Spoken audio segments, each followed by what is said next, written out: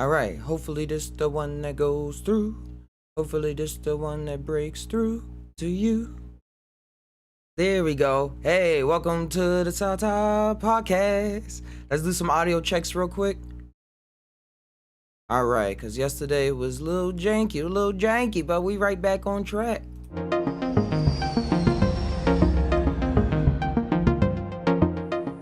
Run that one more time. Hey, welcome to the Psy Tai podcast. It's Psy Tai. I'm here, just tied now, place where we can bind our mind with our heart, see what our gut mind is saying, connect all those three circles and let whatever come out. Come on out. Got a lot of cool things to tie on. If y'all want to jump in, the link to the Discord is in the description so we can chat it on out. I want to give shout outs to the GOAT, True Life Stories, and his 24-hour marathon psychedelic stream that went on. I kept tuning in and out. I wasn't a part of it, but I was tuning in, listening to all the awesome people from around the world pop on in. So make sure y'all support the GOAT. Right now, as we on Just Tied Now, I just found Atlantis. There's NFTs popping off. It's a lot of cryptocurrency, psychedelics, a lot of things that's been popping up. Ran across some cool movies.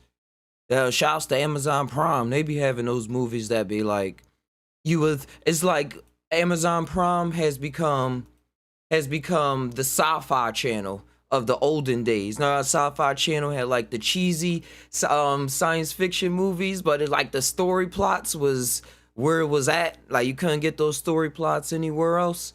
That's what Amazon Prime is turning into. Finding a lot of hidden gems in the chat right here. Finding a lot of hidden gems in there. Just pop up, bang. Well, there's been a lot of cool things going on with animations. As y'all see right behind me. I'm trying to get this situated. There we go. As y'all see right behind me, there go Fergal. One of the incarnations. Gonna be available as a collection. Making a Twitter and stuff like that. So y'all can stay tuned for the drop of it and everything. And as well, this show is always brought to y'all by the Just Tied Now website, www.justtiednow.com. Check out the Queen Trip NFTs, the I Am, and previous Psy Tai podcasts. A lot of awesome information popping up. Here, we'll take a bite out of life shirts. The Tai Ventures of Tussle Tulabay, which I actually want to work on creating a VR version of that in the future. Art that you can check out. They got stickers and posters and Instagram, keep you up with the daily do. VR videos. Yeah, just browsing around helps the site stay alive, helps Just Tied Now keep on bringing out whatever comes out when we combine our mouth with our art and see what our gut mind is saying. Take care of that thing. Yeah, we're going to get to all of that. First, I want to spark up, though. Allow some people to go out into the room, share this around.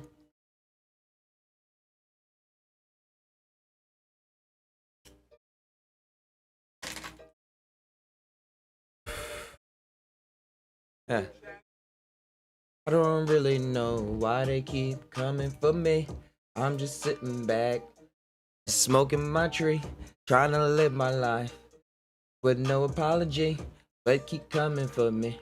They keep coming for me while I'm just smoking my tree. Can't they just sit back and let me be what you need? You got the tree? Here. I was at the... Here. It's alright.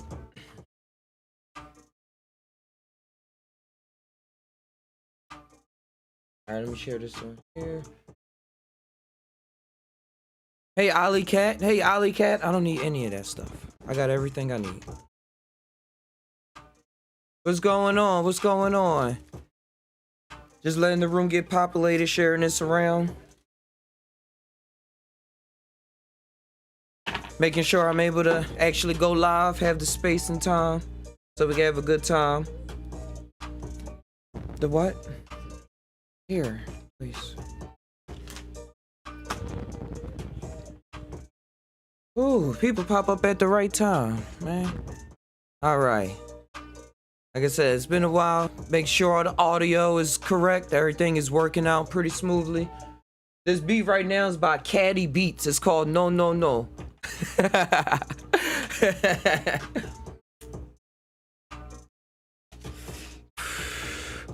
I came up with a little something when I was before first came in. It was like, I'm just sitting back.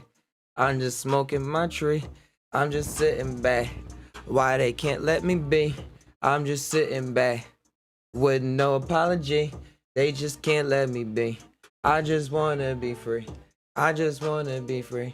Can't they just let me be?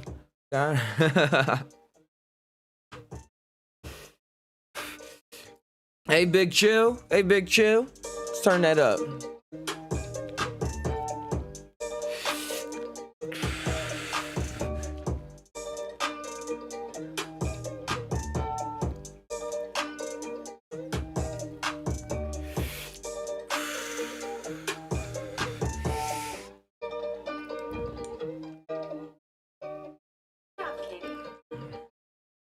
Letting this play out. It's a good morning.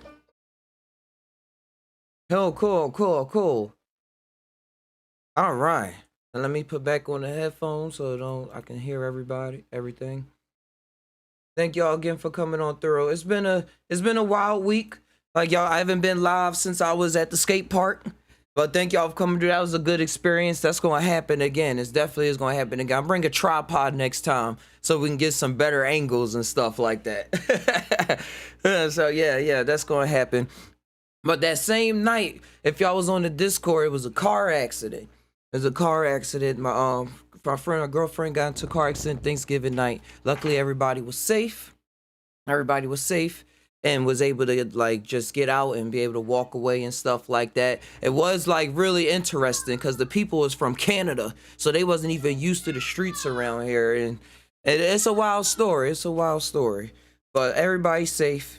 And I was right in because I was in such dismal. I was like, oh man, that's how I'm making my money with the car and stuff. But y'all know how the magic work and stuff, and just paying attention to the signs as we go. Ali Cat, I know you were saying before, saying like the as people were saying, religions, the angels, the spirits, the people, the things that's out there got your back if you like really diligent about yourself and like really about yourself and everything, whatever, however you term that. And luckily, or it turns out that the crypto space, the blockchain technology and everything that I'm always tying about, I put a few dollars in there a couple months ago, and it came right on time for us to be able to have something to push around in so that we can so I can still work and get my daughter to school and do everything. And it took a week of like all of these.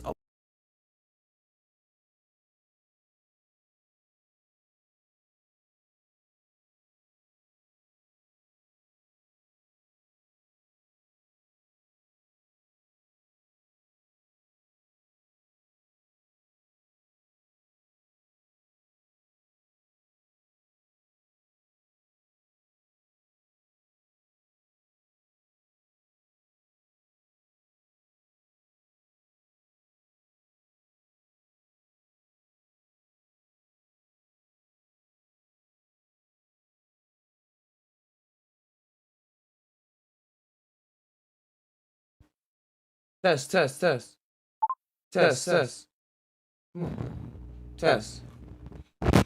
I can hear you. Hey, Exile. Hey, What's up, Ty? for some reason these Bose headphones, like, they cutting off at 45, 30 minutes. It say you have 45 Oh, minutes. And then like a little later here, like the cutoff noise. you got a headphone. You got to pay per minute, man. Those are advanced. They got me, bro. I didn't read the contract. See the fine print. How's it going? I'm plugging in these other headphones. It's a beautiful day. Just about to blaze some sweet cheese. Sweet cheese? It's called sweet cheese? It's Or is it called cheese? sweet cheese. Oh man. How does it taste?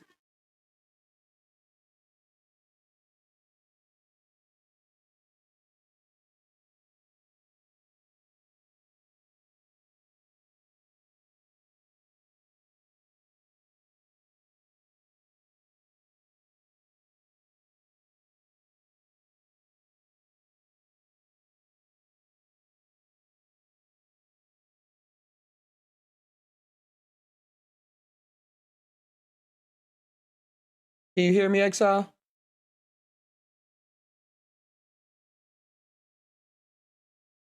That's dang. I guess I gotta change it on Discord.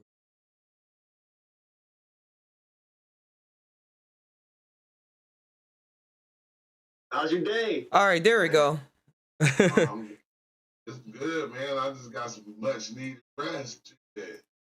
Yeah, you're in that marathon. Yeah, I know. The marathon looked like it turned off, I guess. I know somebody hit me at like 11. I didn't see it till this morning at like 3 o'clock. I'm like, they was like, let me into the Zoom. I'm like, That ended yesterday. Yeah, what y'all up to though? No, that's a wild ride. No, I was just going live. There was this. I was watching this Joe Rogan show, and he was saying that he had this guy on saying he probably discovered Atlantis and stuff like that, or the remnants of it, and he was showing it up on Google Maps and all that stuff, saying that it was an ocean here not too long ago because it was salt deposits still there, and it had the ring. It like had a circle and then another circle outside of it, another circle outside of that, just like Plato was describing. I was like, wow. And then he was saying the age too, like it was he said Plato put Atlantis to like 11,000 years ago, and the last time oceans was there to his like predictions was like 5,000 years ago when it was grass there in the Sahara Desert. Yeah, that's trippy. I didn't see that, man. They put it as That's the Eye of Africa. That's what you're talking about? That was just one of the things I ran across. But one of the things that happened, like I was thinking about the way the world be looking out without worry and stuff too. Because like I had lost my car last week on Thanksgiving. Your car? Yeah, like my girlfriend had an accident.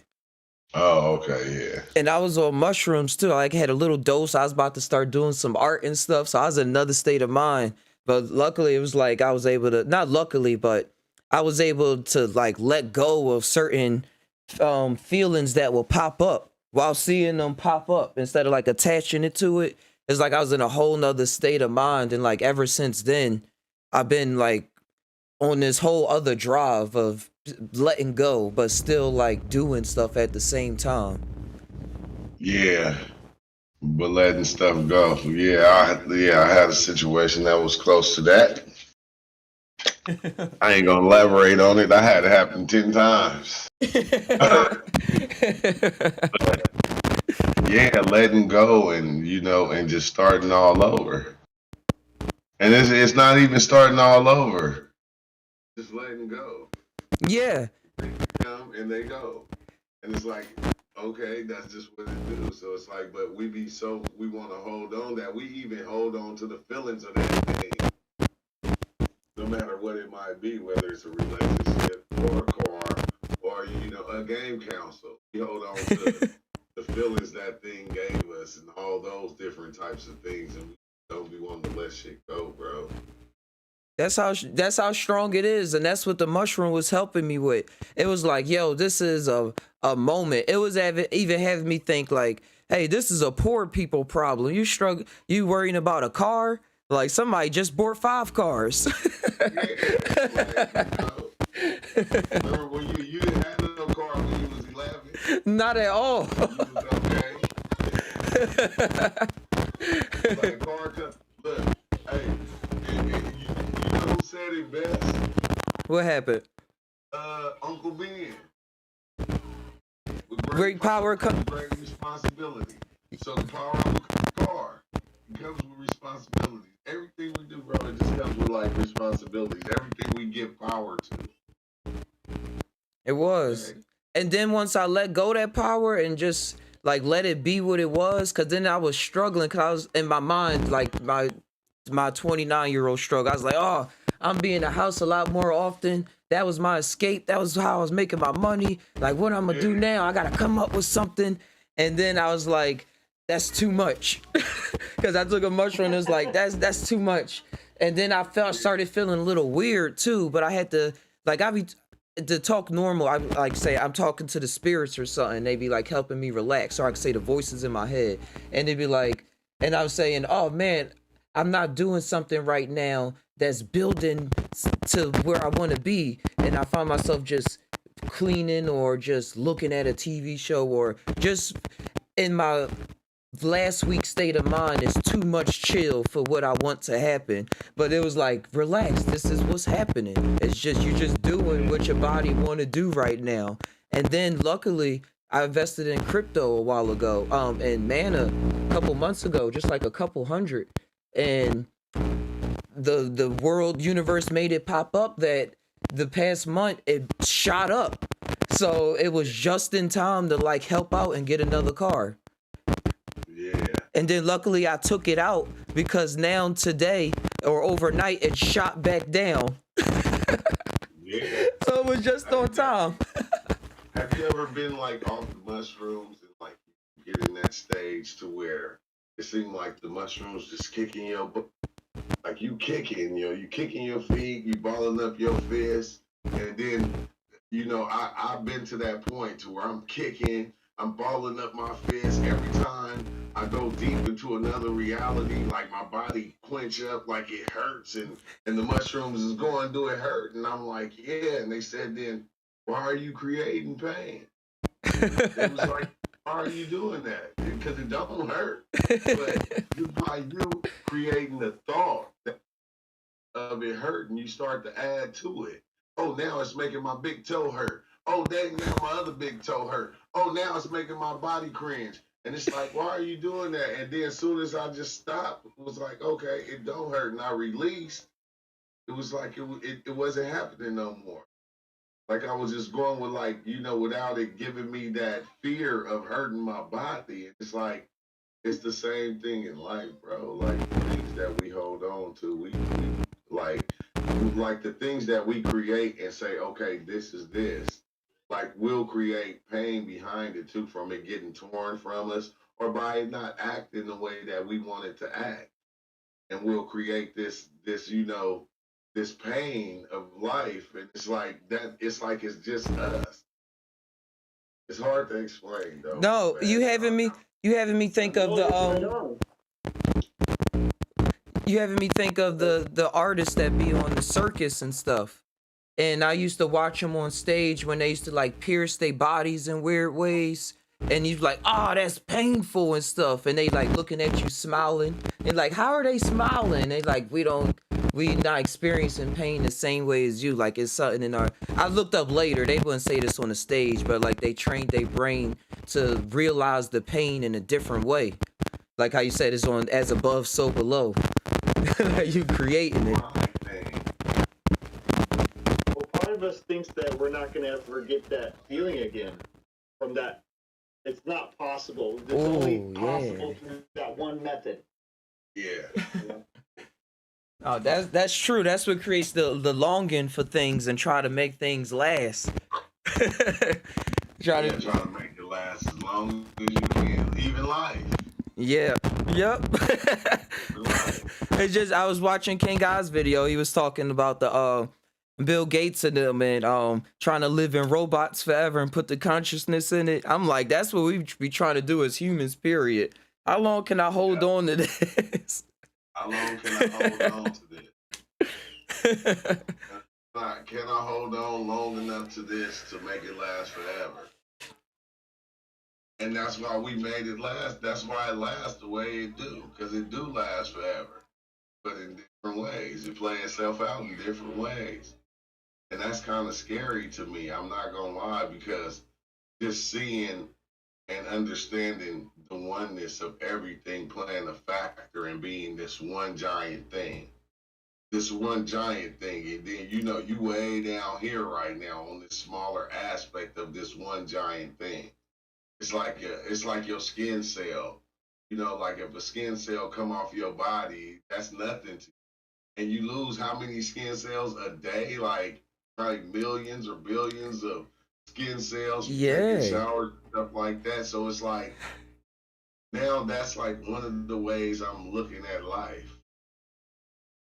Yeah, every 7 years you have a whole new cells going on compared to 7 years ago. I think that's the thing. Yes, the average.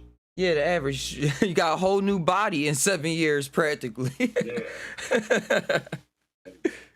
And like you constantly forming, constantly changing, bro. Yep. And with the story thing, when you were saying about it being the same story, I'll be seeing that too. When it's like it's the same feeling, but it's playing out with different characters in a Yeah. different setting. Yeah, that right there, it blows my mind, Ty. It don't matter what story I look at. Like last night, right? I started to look at special that they just came out with. They like the truth, the lie, and something else about the Bible, and they're talking about Jesus, things that Jesus did, and just listening to the story, you can see every person that comes on and describes this one story, explaining it the way that they look at it. Not the way that it was or probably was, but the way that they look at it. And everybody had their own interpretation of it. But if you pay attention to the story of what happened to that man, you see it play out in a lot of people's lives. Yeah, something unknown interacting with them, or something previously unknown but familiar. Yeah, it's like the story is, the same in everybody else's lives. Like you have a Judas in your life. Mm-hmm. You have disciples, so-called disciples in your life. The That Pontius you would lead Pilates. Yeah, you got the Pontius Pilots. You got all these different things in your life that's going on. And it's like, it's kind of weird because that's the way I'm even seeing all those stories. I don't even see them as this so-called scriptural, you got to follow this type thing. It's like, this is stories of people's lives. The best stories, like the best movies that we like. The Yeah. best movies or the best songs that you would like would be something that's pertaining to your life. In the Bible, So, the most highest selling book of all time. yeah, the Bible got everything. It got sex, money, and murder in it. For real. Genocide. That's the Bible. Sex, money, and murder. Straight up, bro. Do the whole thing. It even got missing books. Like, oh, this is what the director took out. Yeah. They was going. They said, our first account of Judas, he was this terrible guy, that turned on Jesus and woo woo woo. And then we found a book of Judas that Judas had wrote. And we got a whole different perspective now. Judas was actually a good guy. He was helping Jesus fulfill the plan that was supposed to happen. And it's like, and the other people just wasn't hip. Yeah. We just seeing both sides of the story. It's like, because we already know Judas, in order for the story to play out, Judas had to do what he had did. Mm-hmm. He had to really believe it too. Yeah, he had to really believe it too. And everybody else had to believe it. But then it's like, it's changing up. Judas is not that devil character no more. Judas is like this angel now that, had to do his thing in order to make the story go the way it went. You feel me? He had to play his part. That's why he came up and he kissed Jesus and all these things. And it's just weird because it seemed like the story is, it goes with that time. And it was one of those stories that lasts like definitely, because it plays out in so many people's lives. In everybody's lives. Like, when they came out with that movie, the Black Messiah or whatever. Yeah, I still didn't catch it. But I know what you mean. I know that movie. Yeah, it's like, it play out. Dude came in and he was a Judas. He came in and, and he was just trying to get them locked. Like straight undercover cop. They never knew the whole time. Wow. Oh, it was about the Black Panthers? Yeah. Gotcha. Yep. That's... You ever go watch that movie? No, I'm just looking at it now. I gotta watch it. Yeah, it's a good watch. You know, he was basically trying to just bring everybody together and make everything good, and like they didn't like that. The government shit didn't like that. You know, the FBI and shit put somebody up under it. Yep. Like, I don't want to get the whole story because I don't know the whole account, but I'm just saying the stories don't change, and the best stories be made off the stories that was already here. And I think that's why when we start realizing that we living out this story, or people start really paying attention to their life, at first they consider it crazy a bit, but then once you start seeing them make moves like a person that is paying attention to the movie, things start changing up. Yeah, start changing up. It's a like how you say, that's why I appreciate the metal music that I listened to growing up. It's a band called Judas Priest. And they was about what you was saying. Like before I knew that it was a book of Judas and all the other side, I was like, oh, it's Judas Priest. But it was like metal, the anti of everything else. But I was like, it's just because it's anti don't mean it's bad. Like, what are they saying? Yeah. Like, just what are they saying? Let me figure it out for myself. And that's the thing, because like we never figured things. Like when you think about it, like when we was young, we just took the ones that we believed to be higher than us that they were for. Yeah, Superman and all.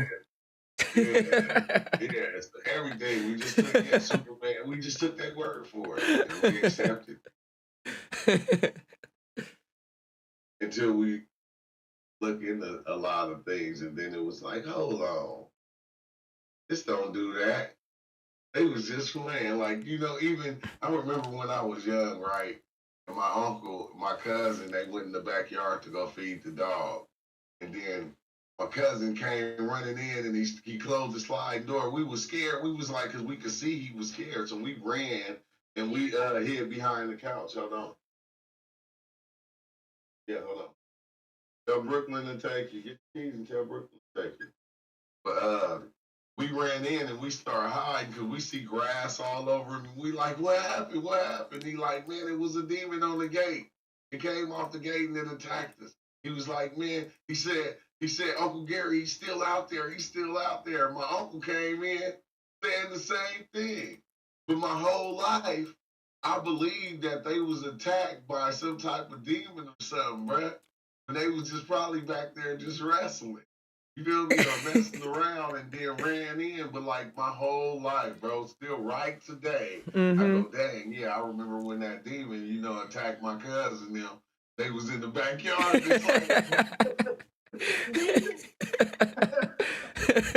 Everything just lined up perfectly for that moment for them to get you. Yeah, I even had a picture, an interpretation of what this thing looked like. You feel me? It looked like some ghoulish, like green glob of fucking thing, and it was like I even had an interpretation of what the thing looked like. Everything my whole life. That's some stuff that never happened. There's some stuff that was just like a joke to them. That's how it is. People. Did you ever see Ghostbusters? Yep. Mm-hmm. He's all clear your mind. Don't think of anything. So sorry, guys. Yeah. You did it. What'd you think about? Like I had it. I couldn't help it. Can't not think about nothing. When you brought in the marshmallow dude. Stay Puft Marshmallow Man. Yeah. 140 stories tall. Yeah. And it's like, wow, because as we get older, like I always say this, I say practice makes perfect. So there are so many things that we practiced on as we lived our lives that we got perfect at doing. Yeah. We got so perfect that we don't even realize that's what we're doing. Smiling. That's right. Everybody just as advanced as each other, just in different areas, just because we spent more time in that area just developing it, because that's what was valuable to us. Yeah. It helped us survive and get to the next moment, impress a certain person, impress our protectors, like our parents and stuff, and then just kept caught on. Yeah, and some of it was good and some of it was bad. But made it into something that, you know, we keep doing. Hey, true. We don't think it's something that, what's up? I was gonna say, before you go into that, when you were saying about the show, I mean about it, being set up and stuff, and people telling us stuff, and we going with it, and you think you saw the demon. It's this. I was thinking about like how life is one big prank show too, in one aspect, and it's always like praying a prank on us. Like, oh, you thought this was real? Oh, you thought this? It's this guy. Do you have the YouTube open, or are you just on the Discord? No, I got the YouTube. I'm watching you on YouTube. I'm gonna put this video on here. I was just talking to my girlfriend about life and breaking down this video, this prank video, because they really got this guy confused the whole way. They just distracted him. Like at first, here it is right here. Oh, whoa. Good, bro? Whoa. Okay.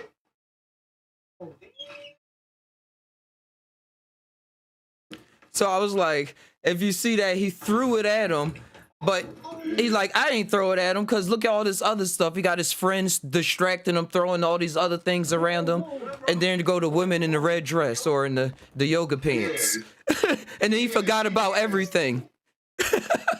And she dancing like, wait, hold on, how did that even fit into the equation? It's just part of the illusion, huh? Yeah, it's just part of the illusion. He's just going with it. And that's exactly what I woke up out of my dream was. It's like everything is part of the illusion. There's not nothing that's not part of the illusion. That's the scary part. So right there, look. The biggest prank show in the world. You keep thinking you figured it out, like waking up out of a dream. And you're like, oh, I woke up out of the dream. Then you in another dream. He started the chaos and you gonna turn around and help him up. Yep. Change his whole emotions around.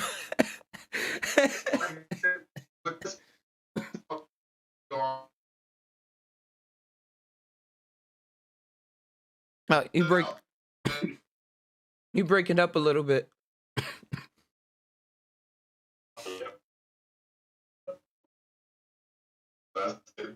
Yeah, about the one. Let me go out and come back in.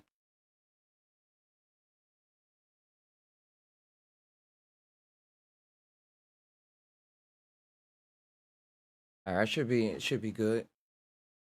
Yeah, I don't know. Score. Yeah, I think it's on your side.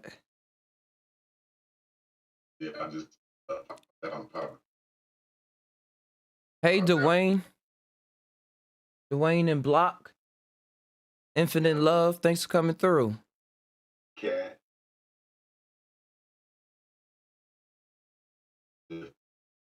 But yeah, man, I said if everything is an illusion, why are we looking through the illusion in the Man, that's why.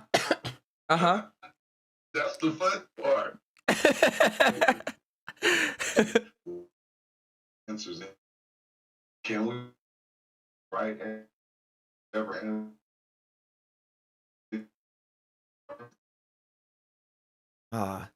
You breaking up a lot again. Hold on, give me a minute. He said, word, I am Dwayne this time. Oh, and my favorite phrase is, I can't believe this shit. When I previously quantum computed all possible outcomes the situation could have taken, then I have to laugh, said Ollie Cat. Yeah, that's how it is. That's why somebody was like, well, if you think about it that way, then it's going to happen.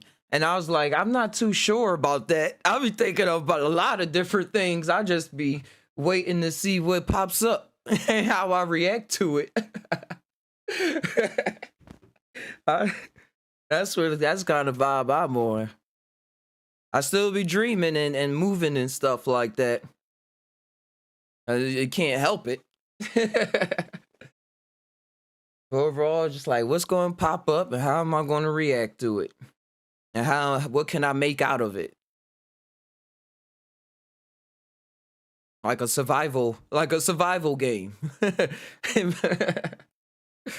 Just put on survival. Like what you got to make yourself live on this planet or feel alive. Feel alive. Feel as though you exist, rather you talking and stuff like I exist, like or building a structure or art or having family and friends around and stuff like that. Hopefully True get his mic working. Let me go in and out just in case it's me. But I was thinking about my life. Well, I had a lot of experiences being on mushrooms and watching movies and just being in the zone and talking and like just having outside and things talk and have conversations and me wondering about why my life set up the way that it's set up. But it's set up the way it is for the reasons that I would be like I'm an analyzer. I'm an analyzer. I like to think. I like to like I grew up as a scientist. X and Y, and then actually believing I had the answer. You know how scientists are, but then a good scientist also likes to be peer reviewed by other scientists and is always trying to dig deeper into their own research after they came up with something. So it was still like an inkling of that there, but I still like had like 1+1 is 2 about me.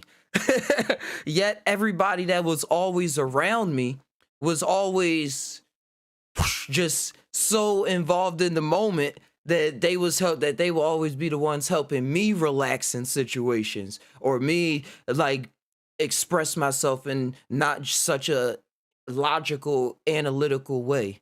Because I'll be looking like, how are they just doing all of these things, like they don't know this add up to this or this, and it's like, yeah, we probably know or probably don't know, but this is what we doing right now. So life like really set me up like how you see in those movies where it, like be the one like strict person, then the one loosey goose friend. Like that's how all my friends always are, and I always turn out to be like that kind of person. So now with the mushrooms, I'm like, wait, I can actually change that character up a little bit, or just observe that character and like exhibit different qualities, because it still pop up. Like, no, we got to do this and then do this and that.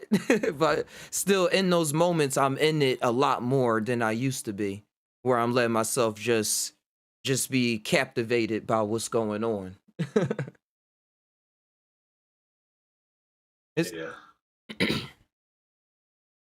Yeah, it's like I'll be tripping off the certain ways that was made and designed to do things, and then if you don't do it that way, how everybody looks, not doing it the way everybody else did it, or if you ain't in alignment with people, it's like it becomes a problem.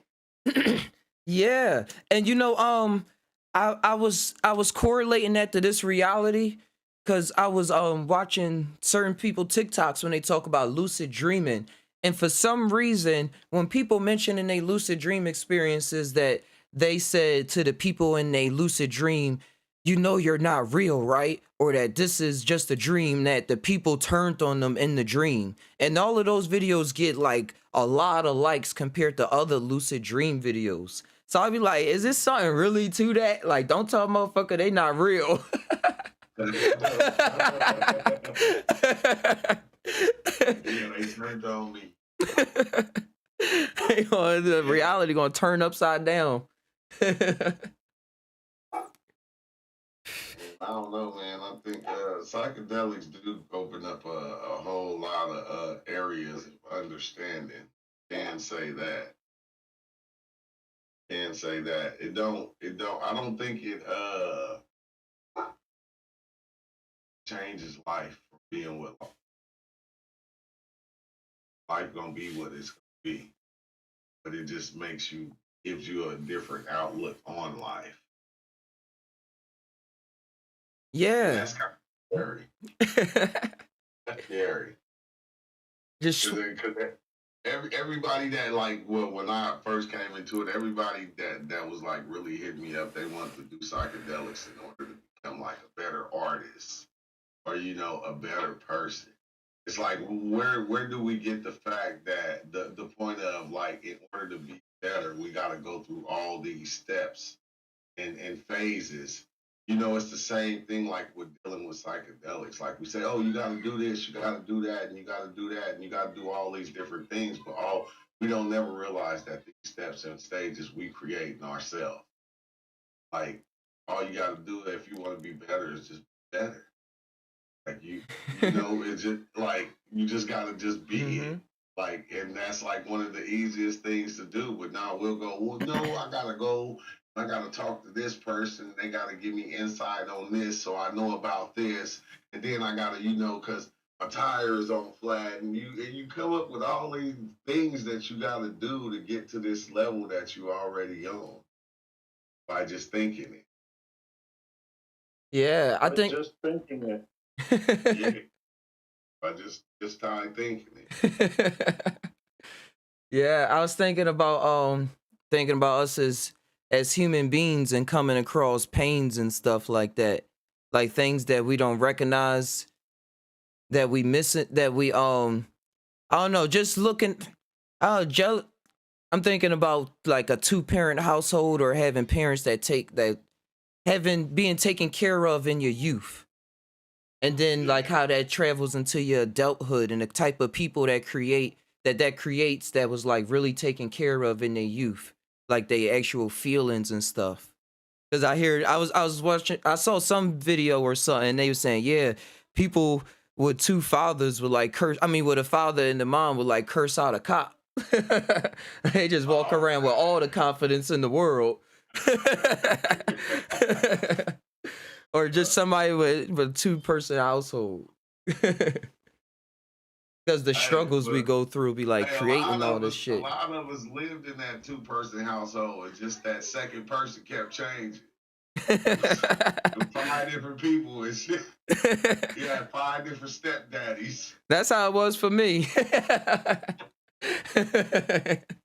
You got five different stepdaddies. That's five different men personalities living inside of you because all of them taught you something different. Yeah. Thanks for bringing that up. Cause I bring that up a lot. Cause I say my dad wasn't there, but I had the people my mom was talking to, and a lot of men that was in the church. And the church I was into tried to be my dad, saying, yeah, you gotta do this. You gonna be a leader, or I see this, or you gotta do this to be this. And I always saw them as kind of weirdos at a lot of times. But since I was there, I was like, this is what I'm supposed to be doing. Yeah, you just switched my whole plan. That down like, yep. And they all gave you something different. Like like my younger brother's dad. Like, you know, he was cool, but like and like all of them punished us in different ways. They all treated us in different ways, but I don't ever remember hugging nobody that was like a father figure in my life and going, I love you, and them being like, I love you back. I never, ever. Hey, true. You know what happened at the psychedelics? I went back to Philly about 2 years ago, and I went and hugged my uncle. He like took care of me for 3 years. Like he took me away from my mom for, well, not took me away, but I lived with him for 3 years. And I just felt all these emotions. I started crying. Yeah. And he didn't know what to do. And my grandmom said, you know those Gina kids.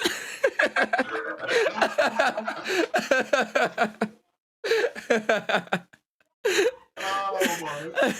I was like, you don't know how much transformation I've been through since I last seen you and everything. Yeah. And everything I thought about since you raised me. He probably was all confused. Did I break you? But the 'Cause I remember psychedelics, before my grandfather passed away, like we was having like conversations a lot, and like it was one day I said, okay, I'm gonna just break it to him. Like once we get ready to hang up, and it was like got ready to hang up, and it was like, okay, I love you, and he was like lost. He didn't know what to say. He was like, I guess I'll talk to you next time. you confused the AI. It was like, that's not in my programming. Yeah, like when I got like older, like I used to do that to my dad too. Be like, all right, I love you, dad. He'd be like, I love you too, and hang up real fast. Like that didn't just happen. I got it out. It happened. It's over. On to the next moment. Hang up the phone real fast. Yeah, that didn't happen. That didn't just happen. uh, Don't be catching me off guard like that. You feel me? But I don't know. I think like like like growing up around like men, like I feel like I wasn't never taught but to express my love to like women. mm-hmm. Never like, because I don't know why. But it kind of makes sense, but it don't at the same time because Oh, you want? it made you not be close to like, the ones that you were close to. You always had up this like barrier. And that's why like, man, I don't know. My kids now, no, Don't be scared to say I love you. That's why you see my son open this door a lot and be like, Dad, I love you. That's Like I how. love you too. That's how my daughter is, and I understand that part too. I said that with a lot of my friends, because it was like deeper relationships and things that I was feeling or wanting to say and stuff like that. But it was like, no, you gotta like say what's up, brah, or like keep the Yeah, catchphrases going up. Like that's how you communicate. And then yeah, if like anything else, it's just like, man, what you bitching for? Or was yeah. Like you be like, oh yeah, bro, much love, I love you. Like the fuck, with the tie, man. No, don't be doing that, bro. You're getting weird. You're getting weird. You can't be showing your affection like that. You feel me? You gotta be strong. yeah, and Hold that it in. and that's all promoted through culture. Dude, not all people cultures, but certain people cultures. So they like, I need this drive to do what I gotta do. Like if I'm not like this, then I'm not going to be doing the things that I usually do. I'm gonna turn into something else, and I'm scared of that. Or I'm not familiar with that. It's like something. It's even painted as a picture of like when you like this, you're not going to get certain things done, or when certain emotions pop up, you're not going to be able to handle it because you're going to handle it like a girl will, or something like that, or you're going to let it get the best of you. You know how men get like, I don't want my emotions to get the best of me. I want to be able to think my way Yeah, through. myself through. Let them emotions win. But Like cry is no, we ain't supposed to cry. and the But wild thing, you already in an emotion. You in an emotion of like stubbornness or something, or survival, just straight up survival survival. mode. Yeah, yeah. And that's why people Wow. be looking for like the right one all the time. Like I just need the right one to change my life up. Like for women and stuff like that, I need the right girl, and then I'm gonna just Yeah. give all my affection to them, and then I'd just be cool. I could just give my ass to the rest of the world. Yeah. Then, then 5 women later, Like, oh, I guess I couldn't hold it in. five, five relationships later, you feel me? Like I done gave my love to the wrong person every time. uh, Hey, like, but it just be you, bro. It's like that's the wild thing that it's hard that it be hard to factor in that it be you. And I hate, bro, I hate it. I hate it. I hate knowing that feeling or even having that understanding because I can see it in everything that I do, the way I take things. Like what anybody say, it's the way that I take it because I can take things the way that I want to. So when things come at me, I'm constantly, doing this mathematical phase, taking it through the mathematical phase of me, and then introducing it to myself and going, "This is what it means. What they saying." You feel me? It's like it's kind of weird, but it's always me, despite the energy that's flowing from the outside. I'm always taking it in and I'm making it good or bad. I'm always judging it and giving it meaning. You get what I'm saying? Like it's always me giving it meaning. It's Yeah. not nothing. It's not never outside of me that's giving it. It's always me. And that's just kind of scary to me, bro. Yeah, I see that as one of the factions of my mind, or the spirit, one of the spirits that's working on my engines and stuff like that with me, just like coming up with stuff. And when I be going, because I know exactly that space where it's like you see yourself talking and you see yourself even like right before it happened, like when you're observing it, it's like this situation pop up and another voice pop up like, wait a sec, like, wait. This, that, Yeah. and I'll be trying to and when that pop up sometimes I'll be trying to think of other people that I see don't do that in those situations. Yeah. Like my daughter teacher, one of her teachers is this cool, calm guy. Like just the archetype that I built up for him. I don't know what his like real personal life is, but he seemed like he encounters situations like calmly, or like how Exile be at times. Like you remind me of the Yeah. guy Jack. I'd be like, all right, let me put on the Exile prototype or archetype, and I'd be like, now let's just see what they're going to say. Let's just see what they're going to say. Like, let's not say what I think right now. And you're saying you was thinking anyway. Yeah, and now I could say something else, or I didn't say it so angrily, and now they saying, "Oh, now you're a monster." I like you said it. Now I'm just Yeah. going off what you said. And it's kind of weird because, like, if sometimes when you sit and listen, you'll listen to the conversation, a conversation talking to you, and sometimes they'll even answer for you. You just listen. It's like they'll answer for you. They'll say what they thought you was gonna say. Or what you, it's like, okay, all right, okay, all right, yeah. What am I doing? How did I get here? Exile, what was you gonna say? Yeah, so No, I heard True on one of my DMT trips. He's all use your voice, and that got me to seeing fucking binary code emitting from the sun. tap it in.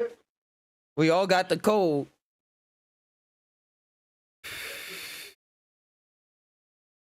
If you notice, every situation that we get in, we factor in every situation that we seen other people that got into that same situation, and we weigh it out, and we use one of the tactics that we learned from one of these other people, and we might even mix it in with somebody else's. But we factor in all these things that we got from everybody else of this one topic, and then we weigh it out and go, okay, yeah, this is what it means to us. Then boom, we take off from there. But we do it so fast. It's like lightning speed. In every situation, it's lightning speed that you do these thoughts, that these thoughts run through because you already done factored all of them in already. You're already thinking them all the time. Yeah, that's But why I think technology gonna get faster. It's like something we want. Be like, say, man, this computer's slow. It's thinking all slow. Browser popping up all in 1 second. yeah, I need a millisecond. yeah. Yeah, we factor all that in, like, just like dang man, like whether we like it don't matter what we're doing, bro. Like if we playing basketball, we factor in Jordan moves, Kobe moves, LeBron moves, we factor in every move, all the best players that we know, and we try to use those moves. Even though your crossover might not be like LeBron's, you still try to do that LeBron crossover or that Steph Curry jump shot. You feel me? You say it when you take the shot, Kobe. That went through my head when you said Kobe on the court. I vision people saying Kobe. Yeah. So when you do it like in life, you come upon a situation where somebody's, either being rude to you or you take them being rude to you. You say, okay, you factor in all the times you've seen people being rude to somebody and their reactions, and depending on what that person looked like and who that person is, you still want to know these reactions over here, and you filter it into your process and use that reaction. But you do it at like lightning speed, though. Yep. That's Your, why your mind. you go ahead. No, go ahead. That's say that's why TV is so. That's why people used to be scared of TV, saying it's a mind control device. Because people Yeah. creating realities right before your eyes from their own mind for you to take catchphrases from and copy off of for the rest of your life. Yeah. I said, man, that's why like a lot of like Dave Chappelle shit, like that keeping it real goes when keeping it real goes wrong. The best. Yeah, because you know everybody walking around going, "You gotta keep it real. You gotta, I gotta keep it real." But they never talk about them times right there when keeping it real goes You wrong. done lost your job. Yeah, you lost your job trying to keep it real. But it's like, dang, I don't know, bro. I think it's all about what path, what path you want to take. What path you want to take, because it was some parts where Dave Chappelle did keep it real, and he lost 50 mil, but then he made it back.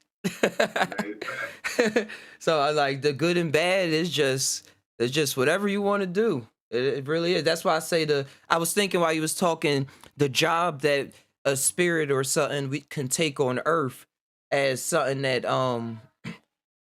creates different scenarios for people to go into, like on TV and stuff like that. And like because we're taken in by like psychedelics will have you notice that everything around you is influencing you, but like the everyday person would probably think that a celebrity influencing them or like a company or like big things are the things have the influence on them. So like that's a job, like, oh, we worked our way to learn all the techniques to be able to do all these kind of things that influence people. But and that's just like some kind of job. It's not like a good or bad thing. It's just Yeah, what we do. it's like at times I like when I'm off the shrooms, it seemed like whatever that spirit thing is the thing that's creating the story, and I'm acting it out. Like my body is acting it out, but this unseen thing that I am a part of creating the story. It's taking stories from everywhere and making its own story and acting the story out. Why, it, and it's like it's weird. It's a one thing that's happening. It's not like I'm separate from that thing. You feel me? It's because I would be saying like you would be separate from the story that you're writing. Like if you're writing with a pen and a piece of paper, Mm-hmm. you're not that story, you are that story. Now, when somebody starts to act it out, that's them acting out you. So it's like this spirit thing that's in there is writing this elaborate story that is probably wrote billions of times, and my body is just going, "Oh, I'm gonna just act out the story as you're writing it." Because like I see a lot of things that I might see or I might think of, and or I might even say. Oh, well, you said I help you say you went out. Oh,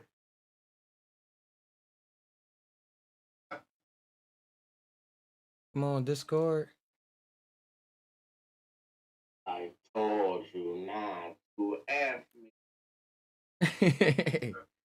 yeah, I don't know why my Discord be acting up. What's up, Master Creator? Hey, Master Creator. Life, what's up, Just Ty? What's up, Exile? What's up, Big Chill? Hey, it's good What y'all was times. tying in about, man. I was listening to it for a minute before I chimed in. Uh-huh. Yeah, you get the idea of reality. And just playing parts and it being like a prank show. And being a puppet. That's what you were saying, True. Talking about being a puppet. Yeah, being a puppet, just playing the different parts that are already here, that are already created. Because I think it scares me that despite what situation you feeling, situations might change, but the feeling of every situation don't change. And that's why when somebody able to, it's coming to my mind like, but when somebody's able to create a story, I'm seeing that's really gets popular, they like capturing that feeling, that innate feeling that creates realities in the first place, and they was able to like get a drip of it and reproduce it. And that's why when people read it, they like, wow, like this is it. This,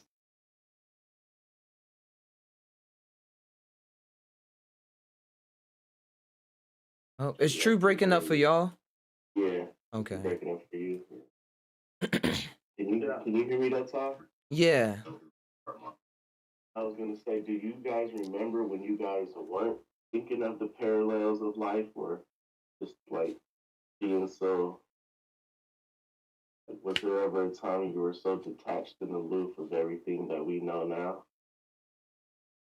Kinda. I can't really say because you just had me flash back. I just saw a baby picture of myself that I never seen before yesterday, and I was like, "What was I thinking back then? And what was going on?" And I had this orange cat that I didn't even know I had back then. I thought my first cat was my black and white cat. So those times I don't really know. But I was grew up in the church, so I kind of always been thinking about like heaven, and I grew up watching alien shows like Independence Day and stuff. They say I used to be up late at night, 8 years old, watching it 4 times in a row. So I don't know what really was going on in my mind if I was thinking like straight parallel, but I thought of it more of that's just what reality was. I didn't really think I'm here and there. Just like, oh, this how it is. Yeah. Yeah, you eat Yeah. what you want. Kind of made what you want at the time. Like nothing was what they said it was. It was something else to you. Yeah. It was always something else that I was seeing, and that's what the pastors and stuff was always seeing when I would read and like be praying and stuff in the church. They would get excited like, oh, he got something else in him and stuff. And then I started seeing that for myself, what they were seeing. And then like it started being the life story, like, oh man, they taking advantage of me, or they calling me a demon and saying everything is a demon and stuff. And now I'm seeing a full circle of what they were talking about and what I was going through at the time, and not even just figuring it out, but just having experiences connecting, just seeing what's going on. Like, wait, I wasn't really a bad person. I was just experiencing other things than through a different lens than what they were telling me at the moment. But we were talking about the same story. Like Jesus. Yeah. It's just that I thought I was Jesus in the moment. And they was like, wait a second. That's You ain't Jesus. They like you ain't Jesus. the only Jesus I'm experience Jesus. being God. I know. Like, that's how you're not Jesus. I'm Jesus. That's what I was thinking. I get the Let me tell Bentley. you why. Let me tell you why you are Jesus. The Spirit speaks through me. That speaks through you, young brother. But he was the Pastor Dykeman, he was his name. He was really cool though for my personal life and like in the line of pastors that I ran across. Like he was kind of like a dad towards me. Like my grandma was in the church, like she was a office person and like helped raise it and stuff. So like we would go out to eat and things like that. I would hang out afterwards at church and just have regular conversations. So I was really able to see like he had a heart, like he came off the streets and stuff like that. And like he really put together a community. He came up under another pastor from a bigger church that my family came from. And like he really thought he was, well, he really still do. Like he goes online now, like thinks that in his heart of hearts, he's doing what he believes. Cause I remember after doing acid one time, like my grandma continuously would say, hey, it'd be nice to see you at Sunday church one day, or like it'd be nice if you stop by, just saying it in different ways to like say if you just come by it would be nice to talk, or say hey the pastor said they would be willing to talk or something if you just want to have a conversation. So I remember one time after I had a couple of accident experiences, I went to talk to him just one on one. And I was like, man, I ain't gonna switch my mind. I just want to like talk to him. Like my mind was clear. Like it wasn't confused and like trying to figure out stuff, or it wasn't in the place it previously was in. So but I still had experiences to go compared to now, I'll say. But he was asking me questions, but who do you say God is?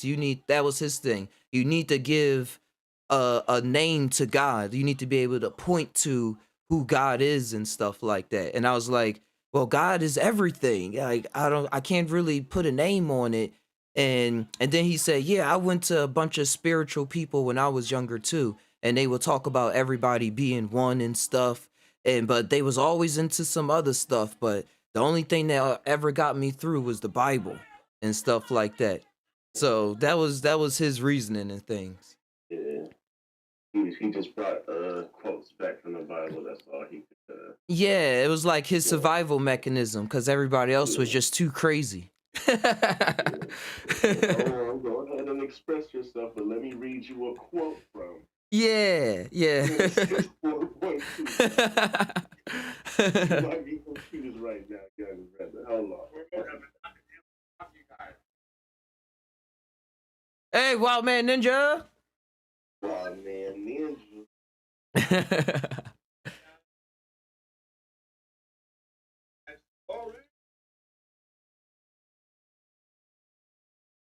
Where you good, wild man?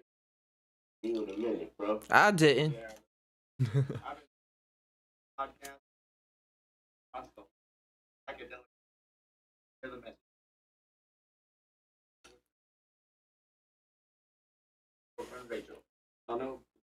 Rob and Rachel? Nah. Not me.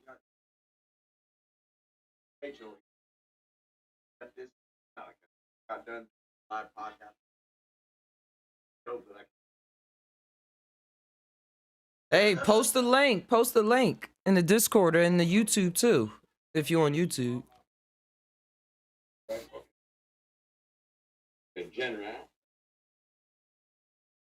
Hey. Wait. That's me. That's us. Let me show y'all.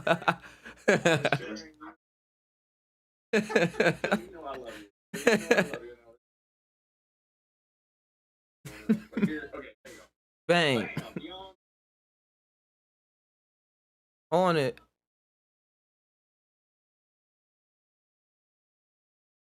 This guy, that's just psychedelic community.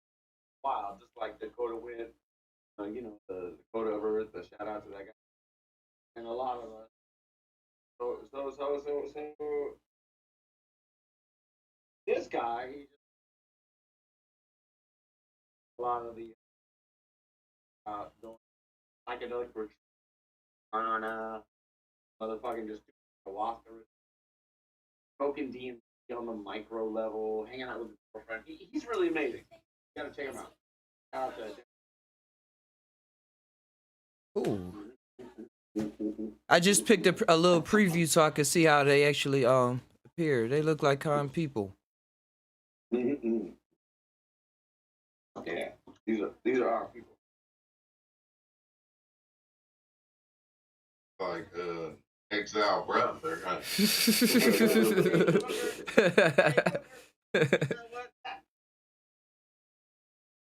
I was so high on acid, can't even remember our conversation. Dude, I remember. Thank you. I don't know what you had messaged me, and that just made me. Let me just call him for a quick second. Yeah. I was trying to fucked up. I was being narcissistic. At the moment, I wanted to take a selfie, so I tried to click that we were talking. I hung up on accidentally. Moving a little too fast. About selfies, about connecting. I was like, "Oops, sorry." I just My wanted bad. to my profile. Yeah, you said tripping hard. And Booker called me. Thank you, Booker. Thank you, bro. You told me through your trip. That was so hard. I was tripping. Do you remember any cool things? Oh yeah. I was burning incense, like I couldn't stop burning. Like I just looked I went in my drawer and I pulled out I just started burning incense. Sure. I don't even know. It came everywhere. And then I rolled this I beforehand had I in it. So it was basically a It's like when you smoke some of that shout out to invented it from Australia. It's like smoking changa. So I Uh-huh. made my own That was his name? Palmer. Oh, Huh? I thought his name was Changa. No. This guy from Australia. Back for not remembering everything, but anyway, I smoked this changa. I made my own. Then I on the peak of my acid trip, and then I started talking to the spirits. Spirits were like, "What the hell? Who in there are you?" And I was like, "I don't know. All I know is I just die and all these people and Big Kill and Philster. These are my homies. Every time I think about them, they come to me in spirit. I don't know how. I'm not like trying to happen. I'm just out there in the redwoods, slugs like banana slugs, mycelium. It runs underneath my. I'm barefoot out there smoking my changa, and all of you guys like a psychedelic bonfire. It feels like we're around a big campfire, and you're there, and Filster and Water Walker, Water Walker. man, Black Wolf, and man, Hey, everyone, Black Wolf. I saw him yesterday in the Discord. You know, I mean, what was it? I want to shout out everyone. Where my mind's going right now, really, a Changa blunt, and on the podcast, Steph just like work right now, lunch break, and I'm just putting it all together to make sure that everybody in all times knows that we love you. The Wild Man Ninja, I'm hard here to show you guys. Love you. Hey, that sound effect was just on time while you was talking. Yeah, exactly. That sound effect. I'm walking around like Carson, slingshot in my pocket. I'm about to snapshot some shit. I'm making things happen now. I want y'all to know that get to talk, but I know that we're all doing so brilliantly. It's great to talk, but all we're talking, working hard. Thank you. Hey, we on it. Exercising, breathing, searching, getting the information. We're all going metaverse, every verse. We're all. Yo, the tie into everything right now, True and Wild Man. I was thinking yesterday or dreaming yesterday. I said, hey man, I gotta get True on a podcast. I said I gotta get him on here. I've been saying, I said it like 3 months ago. I said I gotta actually make it happen. And then I went live and True popped right up.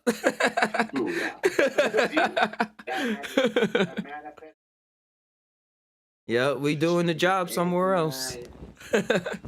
Whatever that is. Hey, and I've been watching your metaverse, your NFTs, bro. You're gonna be like the richest person I know. Hey, it's just digits. It's just code. If you get the code. If you get the code. Hey, this one I'm working on right now behind me. If you go on the YouTube. Exile. Oh, y'all don't even know. Y'all don't even know. He got so many NDAs.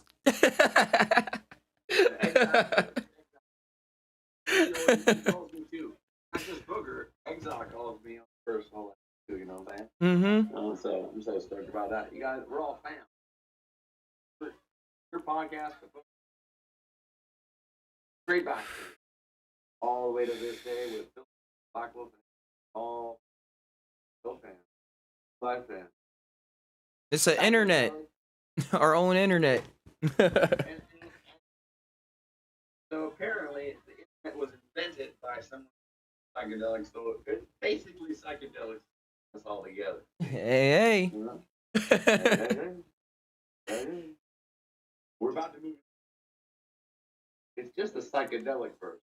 We're still playing the strings on the cello, the bass and on it.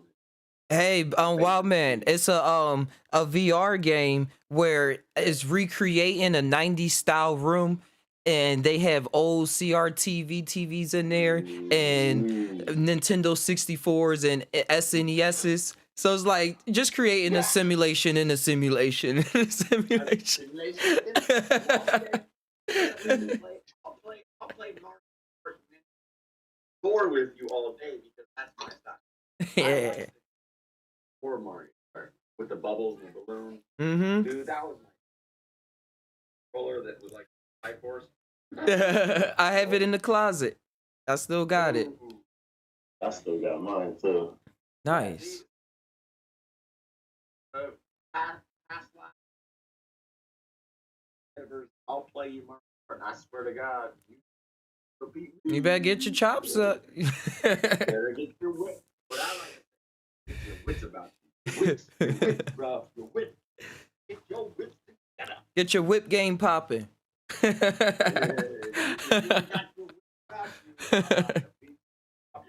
All day on Mario Kart. I like that. The whip game poppin'. You can remix that. Remember that, right? I gotta write it down. My mom be just zooming. Now I know why artists and be recording all the time. Could come out with 10 songs. They would forget it if they didn't. Hey, Ty, real quick.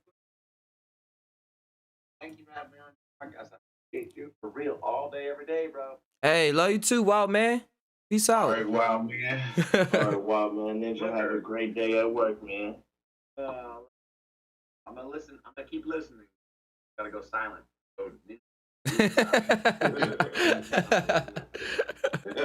Hey, every place got a resident magician. They just don't know all the time. They just don't know. Ninja vanish.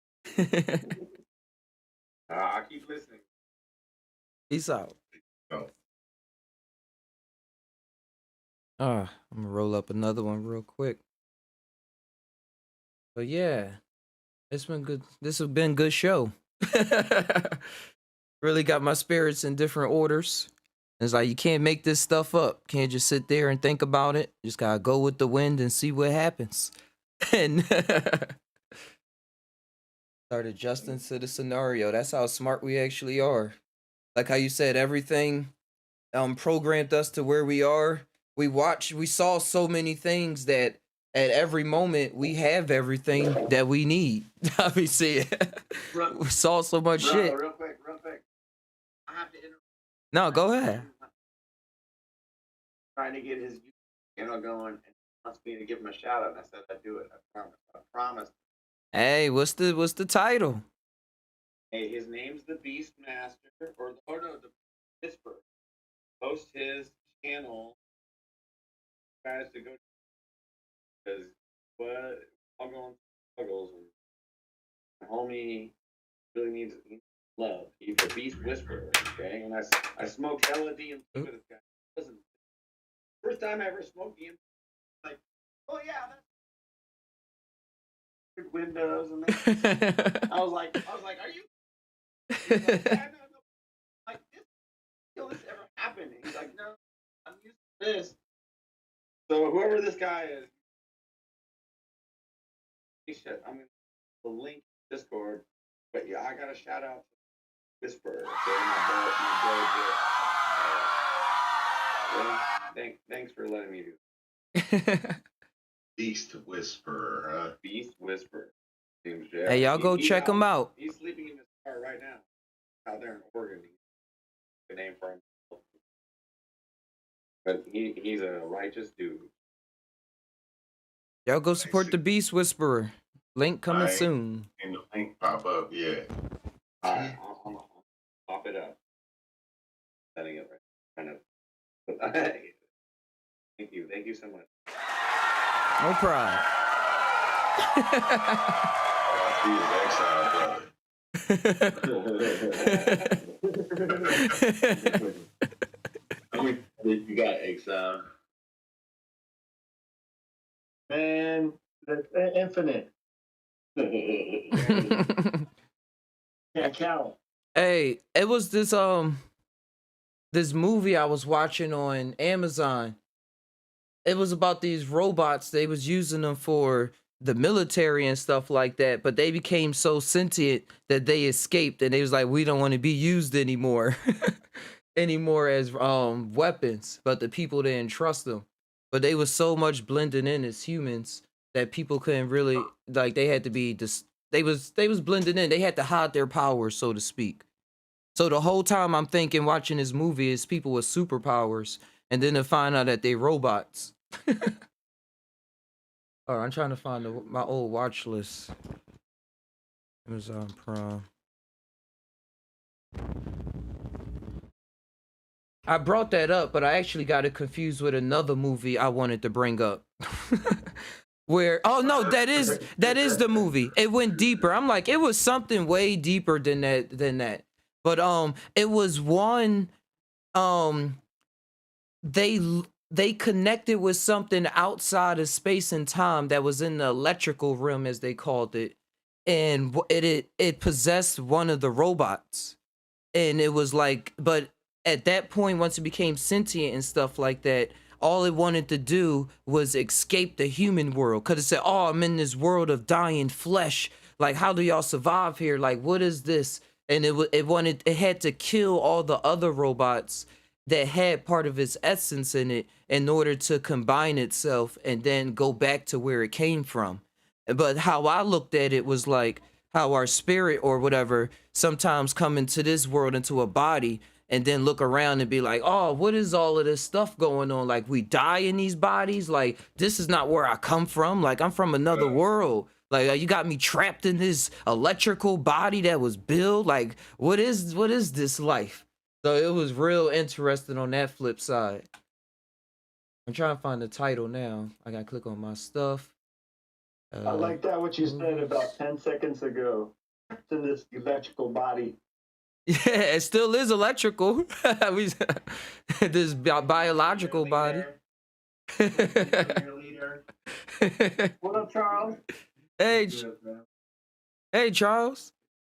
Yeah, once your electrical pulses going, you're dead. I can't feel his pulse. Where it is? Oh, it's called enhanced. That's what it's called. And then sometimes that's all you feel is the pulse. Like, that's all you feel. Like, in your whole body's just pulsating. Boom, boom. While you were saying, I was just imagining my heart beating and the sound of it. Dum dum. You electrical being, you. Dum dum. That's why I need sound effects. Where is Atlantis at?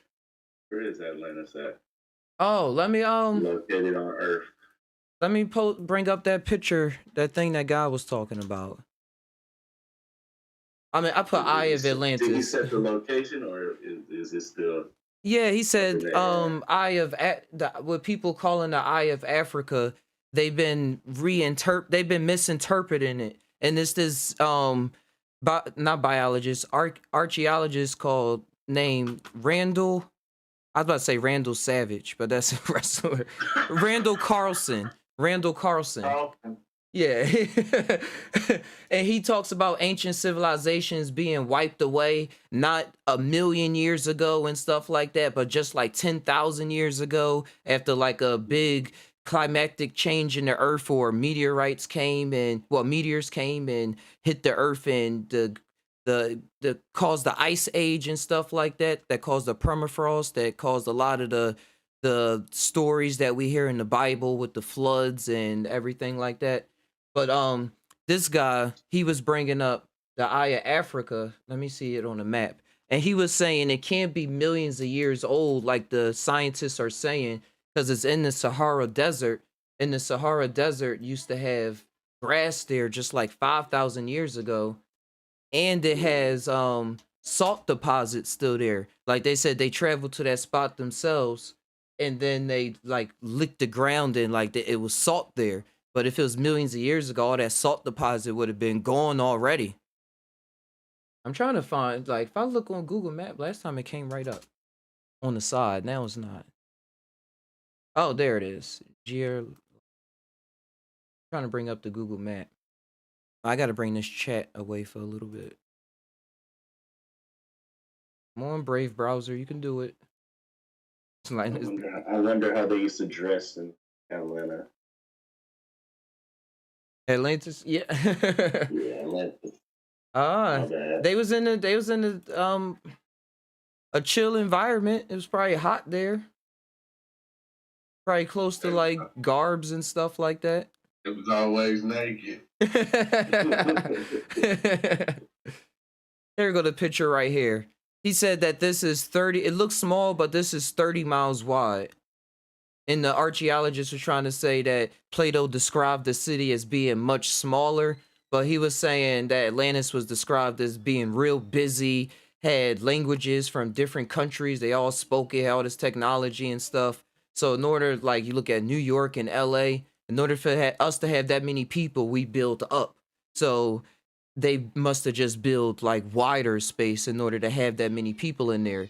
And they said it was Plato described that as being a exit or entrance, same thing on the south side.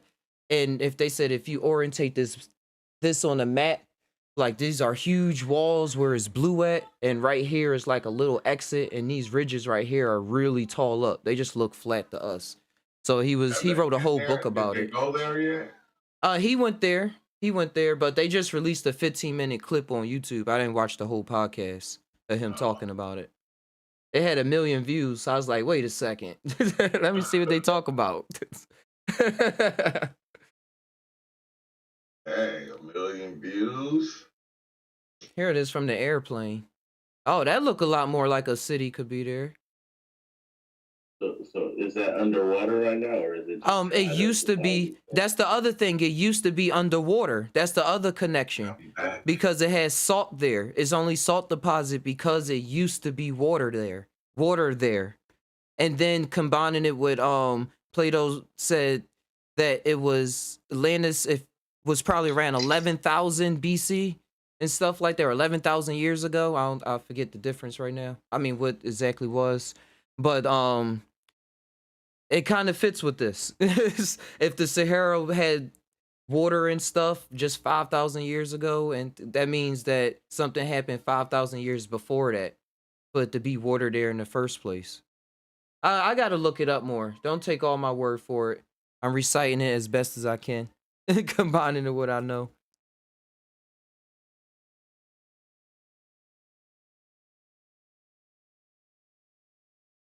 Ali Cat says, sounds like the Tower of Babylon. The Tower of Babylon was built upwards. Oh yeah, that was a big story in the Bible, that Babel. Yeah. They say I ain't gonna be one. Yeah, they build that. They gonna become smarter. They come together. There ain't gonna be nothing they ain't gonna be able to do. And that's how the Masons look at it too. They look at it as reconstructing the Tower of Babel in their minds. Like that's one of those things. Yeah, because that story gotta be more than that. Because even the stuff that they was building things out of then, it gotta be more to it with that story. Yeah, how they make that in the first place? Like they must have been smart as hell. That's like us making robots. Them building a building make them, or come together and even building a building or doing that, make them, smarter than what the so-called gods would be. I know who's the god saying that. Yeah, who are the guys that are saying that? That's why they said history always written by the conqueror, person who won. Yeah, because you go like when you think of like the buildings now and some of the tall skyscrapers and stuff, you like they didn't come tear them down. So it got to be more to that story. And it really is, because they still doing that to this day for some reason. It was the people in the Afghan desert, like over there, they was going back destroying the Sumerian sculptures and stuff, like just 2 years ago. Like for what? Like what was so powerful, or what was they introducing to the people minds of that local land. That now it's like, no, it's this. Like, don't think about that. But who's getting rid of the evidence? Destroy all the evidence. Especially, you know, destroyed ours. yeah, especially if it go against what they believe, it got to go. And they power It's structure. It's going to make people believe that and not this. Yep. And once you get money involved with helping people, like we helping people and making money, and then the money start talking as loud as the helping. They like, nah, knock that out. Like I was looking at the one dude who found that book of Judas, and he tried to sell it for like $3 million, and they wouldn't nobody buy it, so he like put it in a locker for like 20 years. Whoa. Until somebody actually bought it. 20 years though. They really, they said they said we don't want, the priest probably ain't want no lesser priest to leak the information or nothing. Like, wait, this book actually exists. The priest been hiding this information. The other priest been hiding this information. It was like, nobody gonna have this. Just keep it to that crazy person. He crazy. Yeah, he so made it put up. A price on it that was outrageous. Mm-hmm. But they wanted it so bad, like they did want it. Oh, I didn't get the story. My bad. Yeah, he went and bought it, and but 20 years later, and it's wild because a lot of things that they find, like that's how long it take before we get the information. 20, 30 years later, they drop the information on us. Like, look, yeah, we found this a long time ago. This is what it say, and that's what I was saying to everybody who actually deciphered it had a different meaning to it. And then it was this other lady that came and said, see, they were wrong right here. This says this. And it's like, that's what anybody can come and do that if they say they're a scholar. They can come along and go, well, they was wrong. It didn't say that. This is what it say. In ancient times, what they really meant when they said this statement was... Yep. Yeah. It's like That's why I believe what the mushrooms told me when they said, like nobody really knows the ancestors. They are an illusion because they're bits and pieces of what this person or that person thought they were. The person that was right at a time had an idea what they were. Just that idea to it, like be found. Really, yes, it sounds good, like we know who they were or what they were about or who they were. It just still doesn't explain who I was. Mm-hmm. Yeah. The name Just Tai don't explain who Just Tai is. Mm-mm. That's why I still come up with different ones. Because if you walk around the house and your girl be like, Just Tai. No. Come here. Or your daughter be like, Just Tai. No, Dad. So... In the hood, they used to call him Tyrese.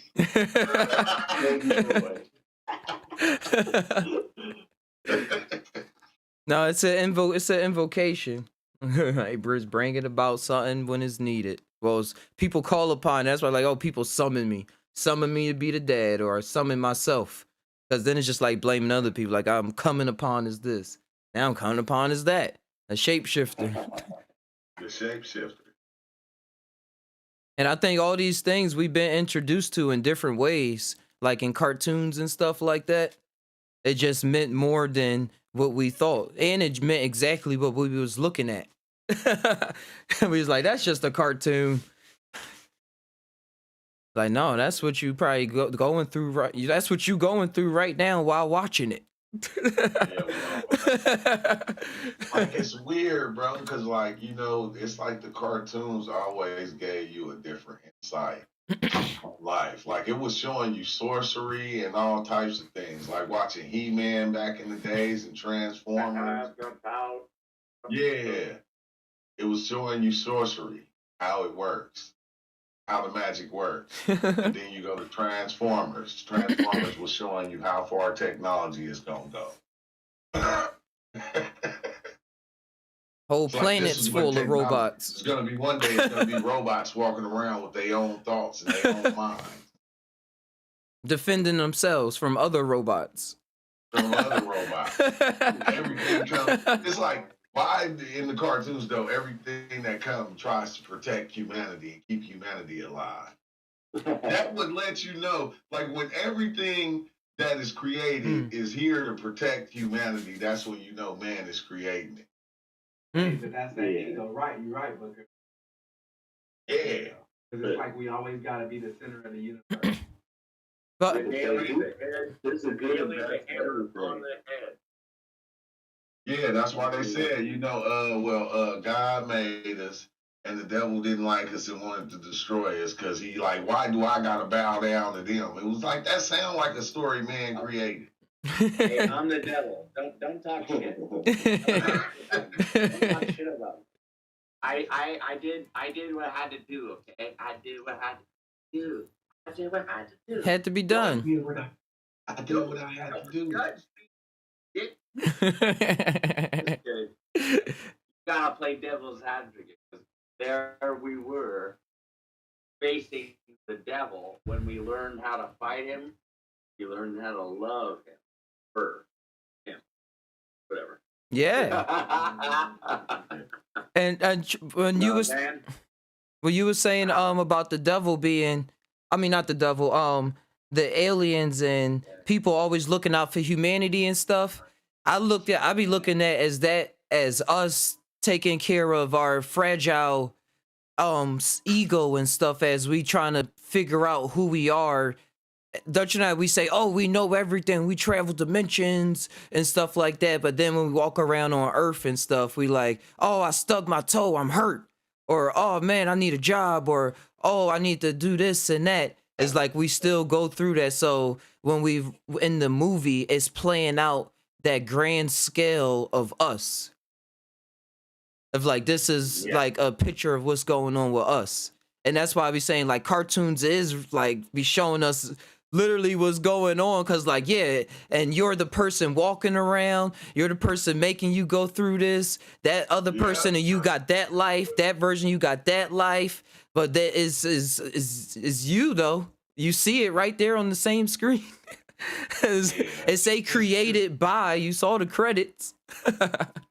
Yeah, and it's wild because even when you watch the movies in the beginning, if you pay attention to everything that's being said, the person say what they gonna go through the movie. And it's like it's the same with us. Like the things that we say and do, like it create our reality. Things that we say we gonna accomplish and all that. Like in the beginning of every movie, you have the main character saying things, and then you already know what's gonna happen because he already said this was gonna happen. He said this part was gonna happen.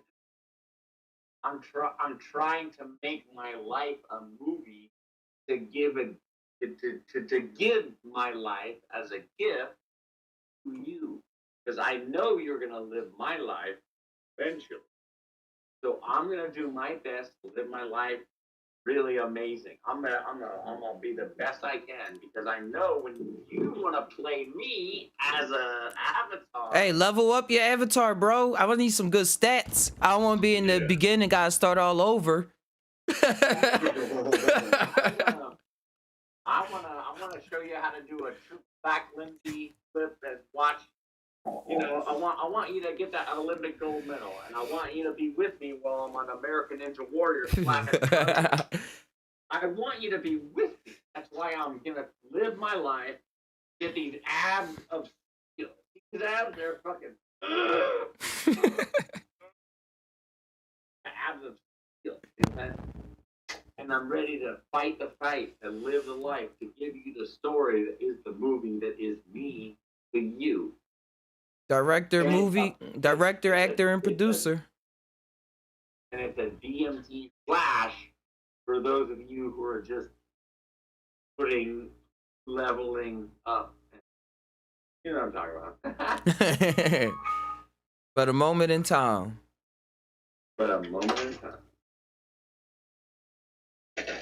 How about that level up? Let's level up together. I'll send you my energy, you send yours as a trade. We'll trade. time and space. And It's this gonna be one of those little things like this.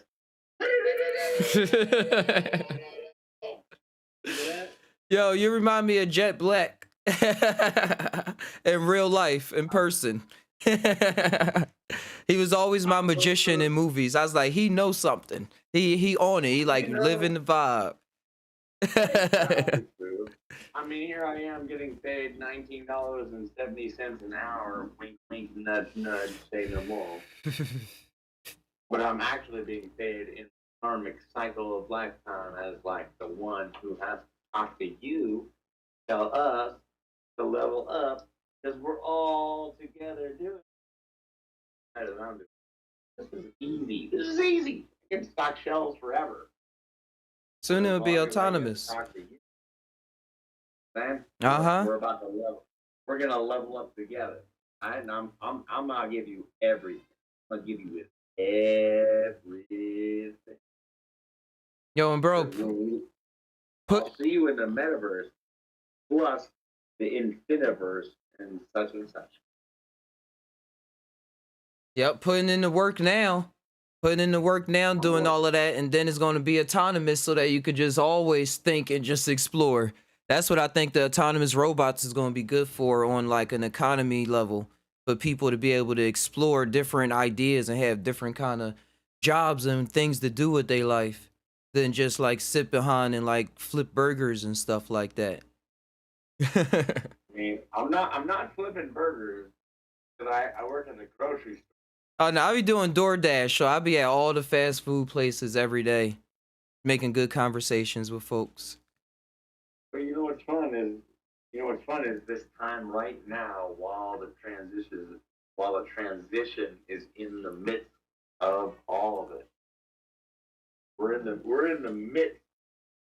In fact, I think I'm gonna write a book called In the mist, Kind of catchy. in the mist. That's one of the cool words. In the midst. And then I'll sell it. I'll give it to you, and you put it in your NFT reality. And then anyone who comes and visits your NFT reality can open up the what's this book? And it's on your NFT metaverse reality. Yep. They can pick it up and read it, and as long as they give you like 99 cents or something, or one Dogecoin, or some kind of weird, they gotta pay you. And then after they pay you, you can read this book that me and you just now created called This Conversation. Bang, bang. And Bang, bang, bang. And it's all tying together because I was dreaming of making a virtual reality of archiving all of our podcasts and stuff, and then having people walk around the museum and they hit it, boop. Oh, this day, this conversation happened. They can sit and listen to it in the chill room or something like that. Yeah. Even Big Chill could be like #Big Chill. And look up all the times that he talked on the podcast. Yeah, all the best one-liners. Walker and Black Wolf. So, it's crazy. The metaverse is going to be so accessible and so many angles. Angles that we never could really describe here otherwise in some sort of other. Yeah, like how Stan Lee did all of that, creating Marvel and getting the team. We're gonna be like doing that in the virtual reality, but really showing it. Yeah, and you don't have to even know how to use a computer. You can just access it. It's easy.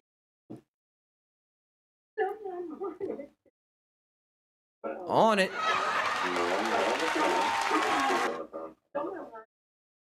You were okay. I said, oh yeah, that's James. I said, if you're in trouble, you want James on.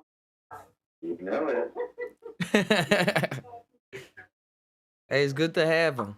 I'm talking to myself because I'm on the phone with my metaverse friend. Who reported that?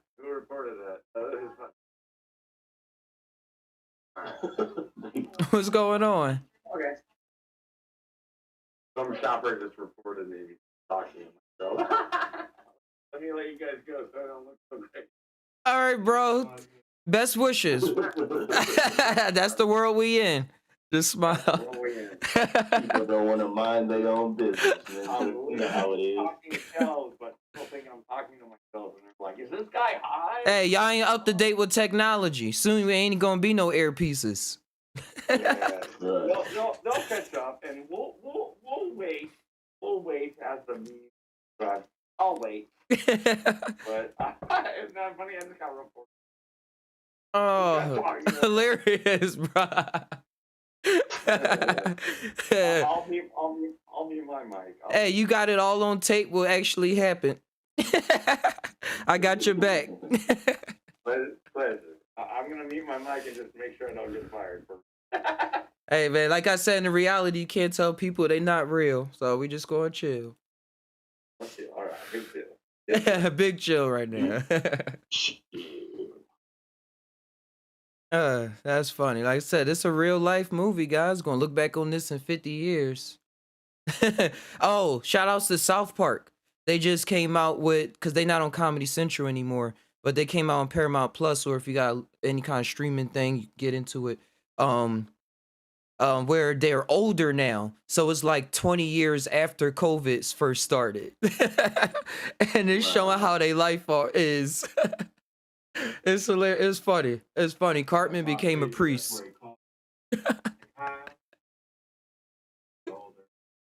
You saw it, Charles?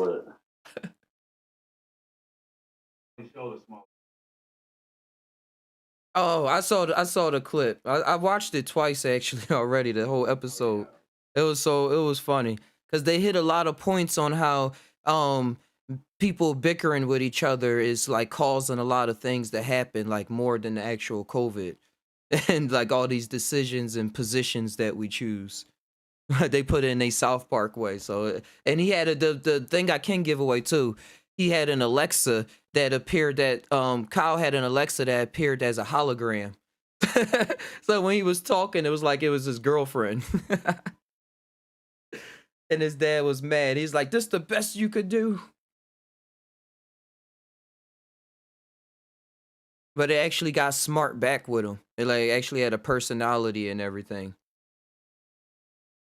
Which brought me back to this TikTok I was watching where it was it was Jeff Bezos talking about how he wanted his Alexa to have a sense of humor inside of it as it develops and stuff like that as compared to Siri and other things.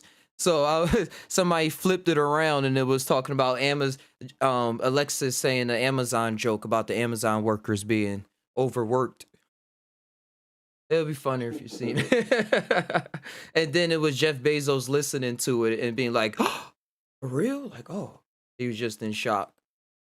It's just you know what you should create in VR? What's that? A place where people can have their VR weddings at. Yo, that's kind of already happening. I'll just have to be particular about mine. It's people that got married in this game called VR Chat. Like legally married. Yeah, that's what I mean. If you could make it like a nice little wedding hall. Yeah. Dance room, ballroom, and, you know, just place. Do you know how possible that is? Have big weddings. All right, we're gonna talk on that. I had this other idea.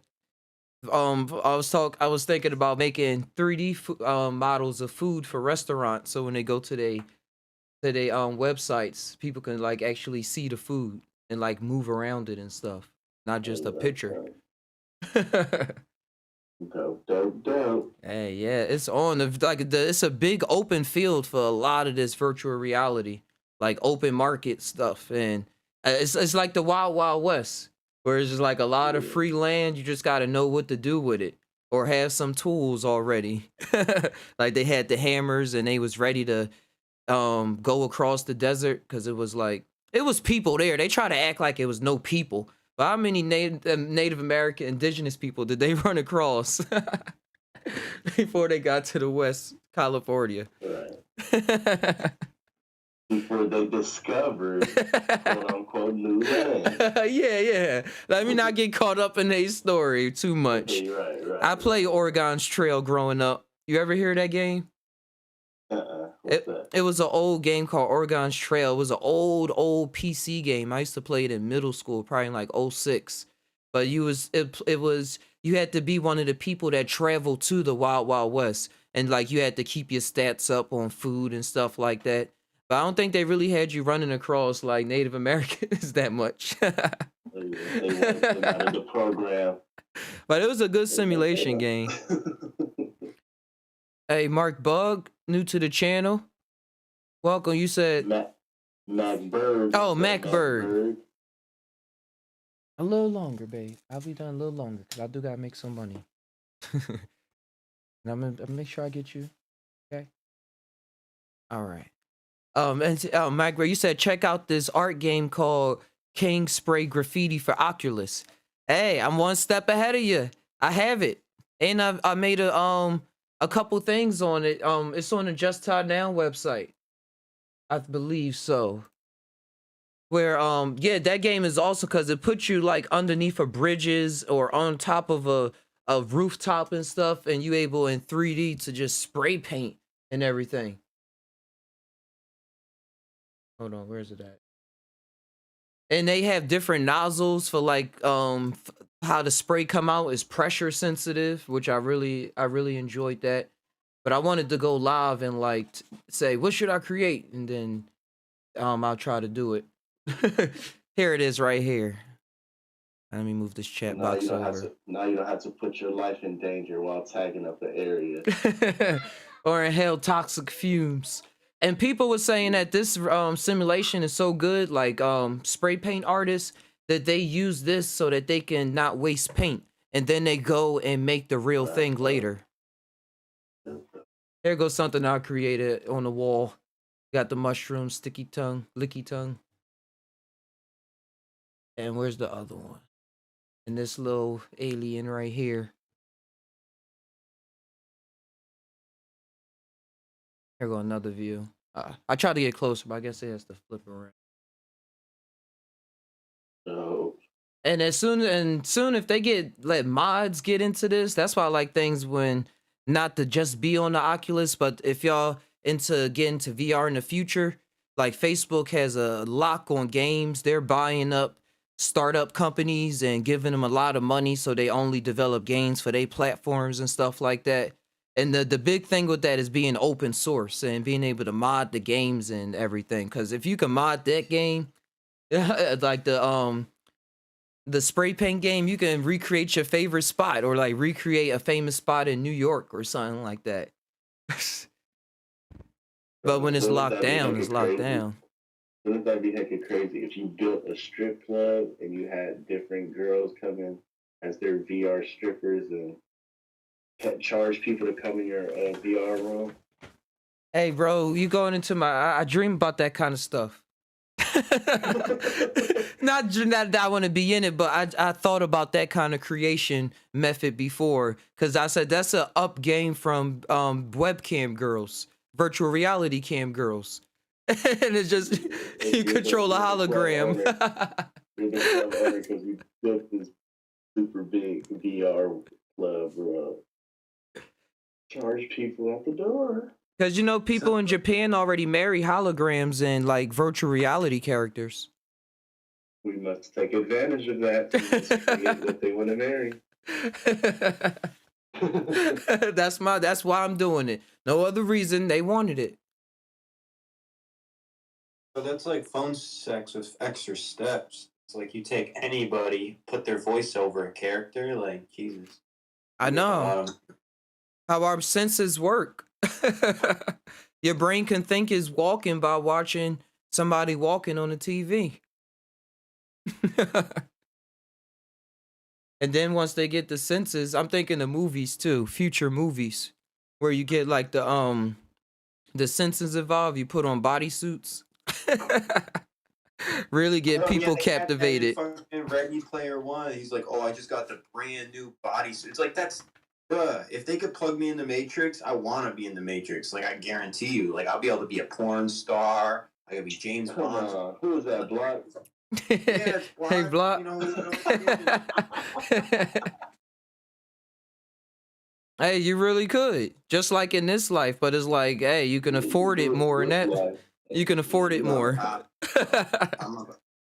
Don't make me link my OnlyFans. You know what I'm saying? Hey, I support everybody trying to make a living for themselves. As long as you ain't killing people under my watch. But yeah, it's really going to get bigger with all of that. And being the bodysuits and the mind interference. And that's why I think now people that's into the crypto field is going to have more of an affordability to do things in the meta space. I think it's going to be people that get caught up in the meta space just like they get caught up here and be like, oh, I don't got money for anything. I just got to live out this one avatar. I can't switch my avatar. No, that costs 2.25 Bitcoin or zero point 0.5 Ethereum. Like, oh, I don't got that. I think it's going to be the same, like similar stories going about that. Or if you know how to hack it, or a creator, like in this life, if you know how to create your own fashion that can rival Louis Vuitton, then hey, go about yourself. I was the Virgil was the lead designer of Louis Vuitton, and he was black. He recently went to another form of existence. But he was talking about, or they brought up his article of why he invented the off-white brand. Because growing up, I was like, what the heck? It's just off-white. It's just a different color, like a little off from white. But he said he made it for the people, for a certain select group of people that can afford it, and for the people that couldn't afford it to look at it and say, I can make my own thing. Like, if that's what that is, then I can do my thing. And he saw like a greater purpose in putting it out in that. Like, it's going to get the hate, but the people that's really seeing it from their eye, if they really want to look at it like that, they can draw some inspiration for their own gears to start having their own fuel. He was creating some futuristic looking shit, fashion type. Yeah, he was on it. In the future, everybody gonna be dressing like Nicki Minaj, and everybody in Japan, like Japan fashion. You see how the guys be dressing too? Well, as Like long as fashion. everybody don't do those faces like Nicki Minaj does, you know what I'm talking about? When she hitting her different poses of facial expressions all in a span of 10 seconds. I remember I remember the video "Stupid Hoe" when that came out. My friend hated that. She made all the facial expressions in that one. She said she just said "stupid hoe" 50 times and just like. He good peeps. That was good times. Cause they was the ones always saying things in my life like, yo, that shit gay, or man, I don't like. They was the hard people. They was the people that got me into rap music for real, for real. Like, oh, I actually like this stuff. Put it like that. We had our first rap group together. Them- It's like, no, Ty, you can't rap about dimensional beings. You gotta rap about killing, bro. That was always so hard for me. I think because I overthought things, just because of my predicament. I was like, oh, I was like, I would rap about, yeah, it's just how I was. I was like my friend Billy, when I was really getting into it, he would be more about the guns and, oh, I just gripped this bitch up and stuff like that. But I would say, yeah, I gripped this bitch up and now I'm in my mind and I'm zooming out of time. I'll just go from there to there. He was like, keep it centered, so to speak. But I would be all over the place. But then I started like doubting myself a lot too, instead of keeping that up, instead of keeping that vibe up. But then I started putting it in other areas though. Conscious killer. Conscious killer. Hey, it's still time and it's still other ways I output it.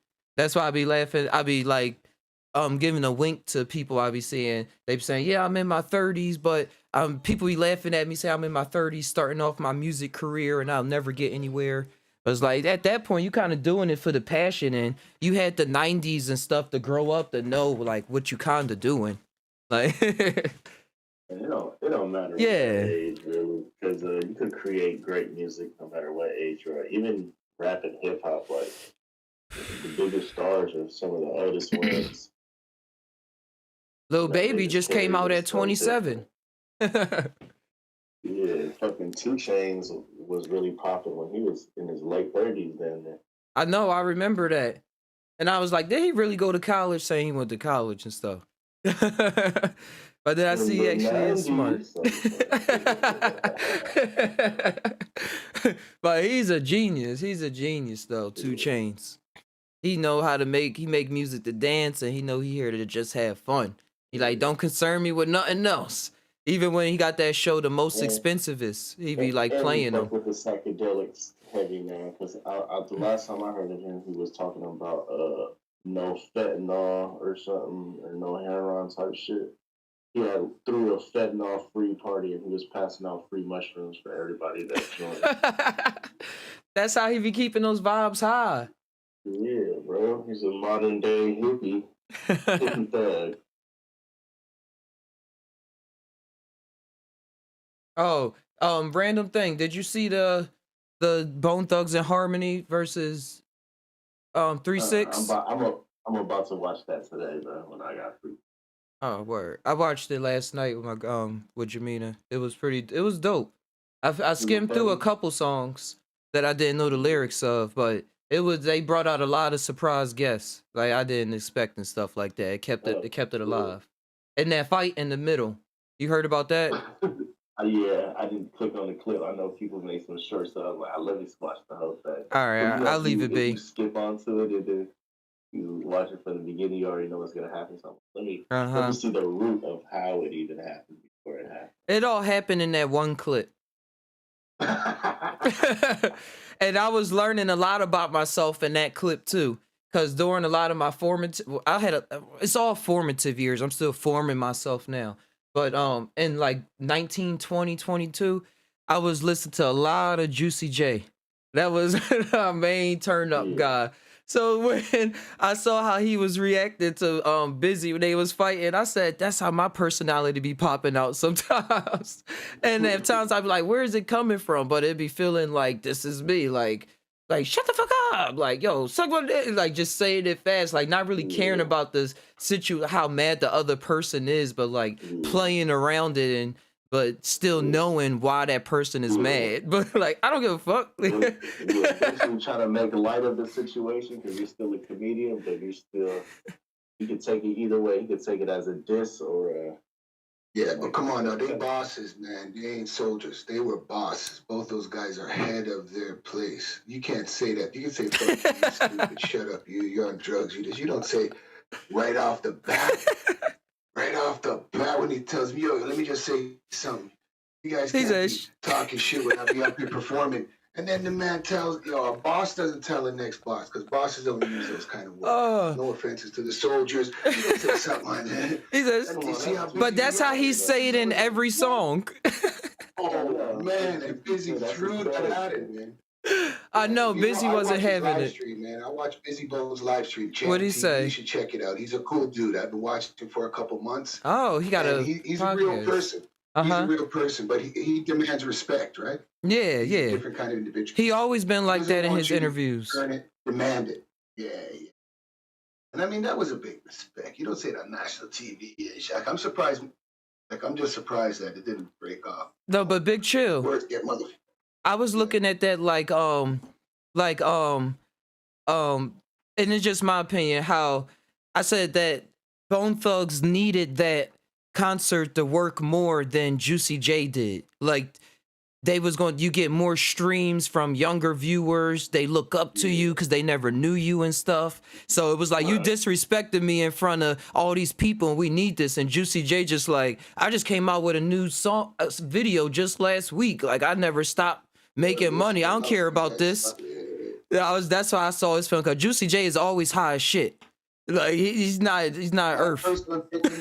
I think it was all a setup. I mean, he wasn't supposed to say that line like something like that too. It could be that he got caught in the moment and forgot his line, because even when I heard Busy was talking to about it, he was like, "Yo, it was all planned." Like, he never said that was planned out, but he said the whole show was already planned out, and I knew by the end that we were gonna meet you at the crossroads, and everybody was gonna come together with the lights and sing and kumbaya. So I knew the outcome. So that made me think, like, so what are you trying to say? He didn't say he planned that. One big prank show where there was going to be peace and love, but they wanted conflict. Yeah, show. They always want that in verses, though. They always try to get some kind of that. But I don't think they want the physical fighting, though. They was about the physical do it.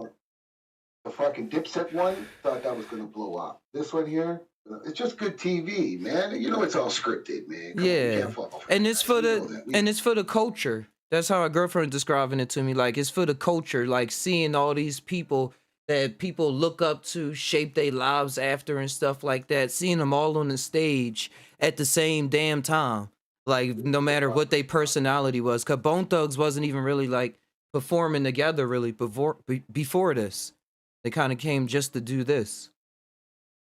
So that Busy magical got all kinds energy. of tracks, man. His son's coming out. I mean, each of them got individual stuff, but yeah, they don't blow up like they used to. Yeah, Busy got a couple tracks with ASAP Mafia Ferg. comes out with something, blows up. You know what I mean? But it was a good one. It was good. And some people say that Mafia won, and also some say it was a tie. But either way, they say the one that came on top was Busy Bone.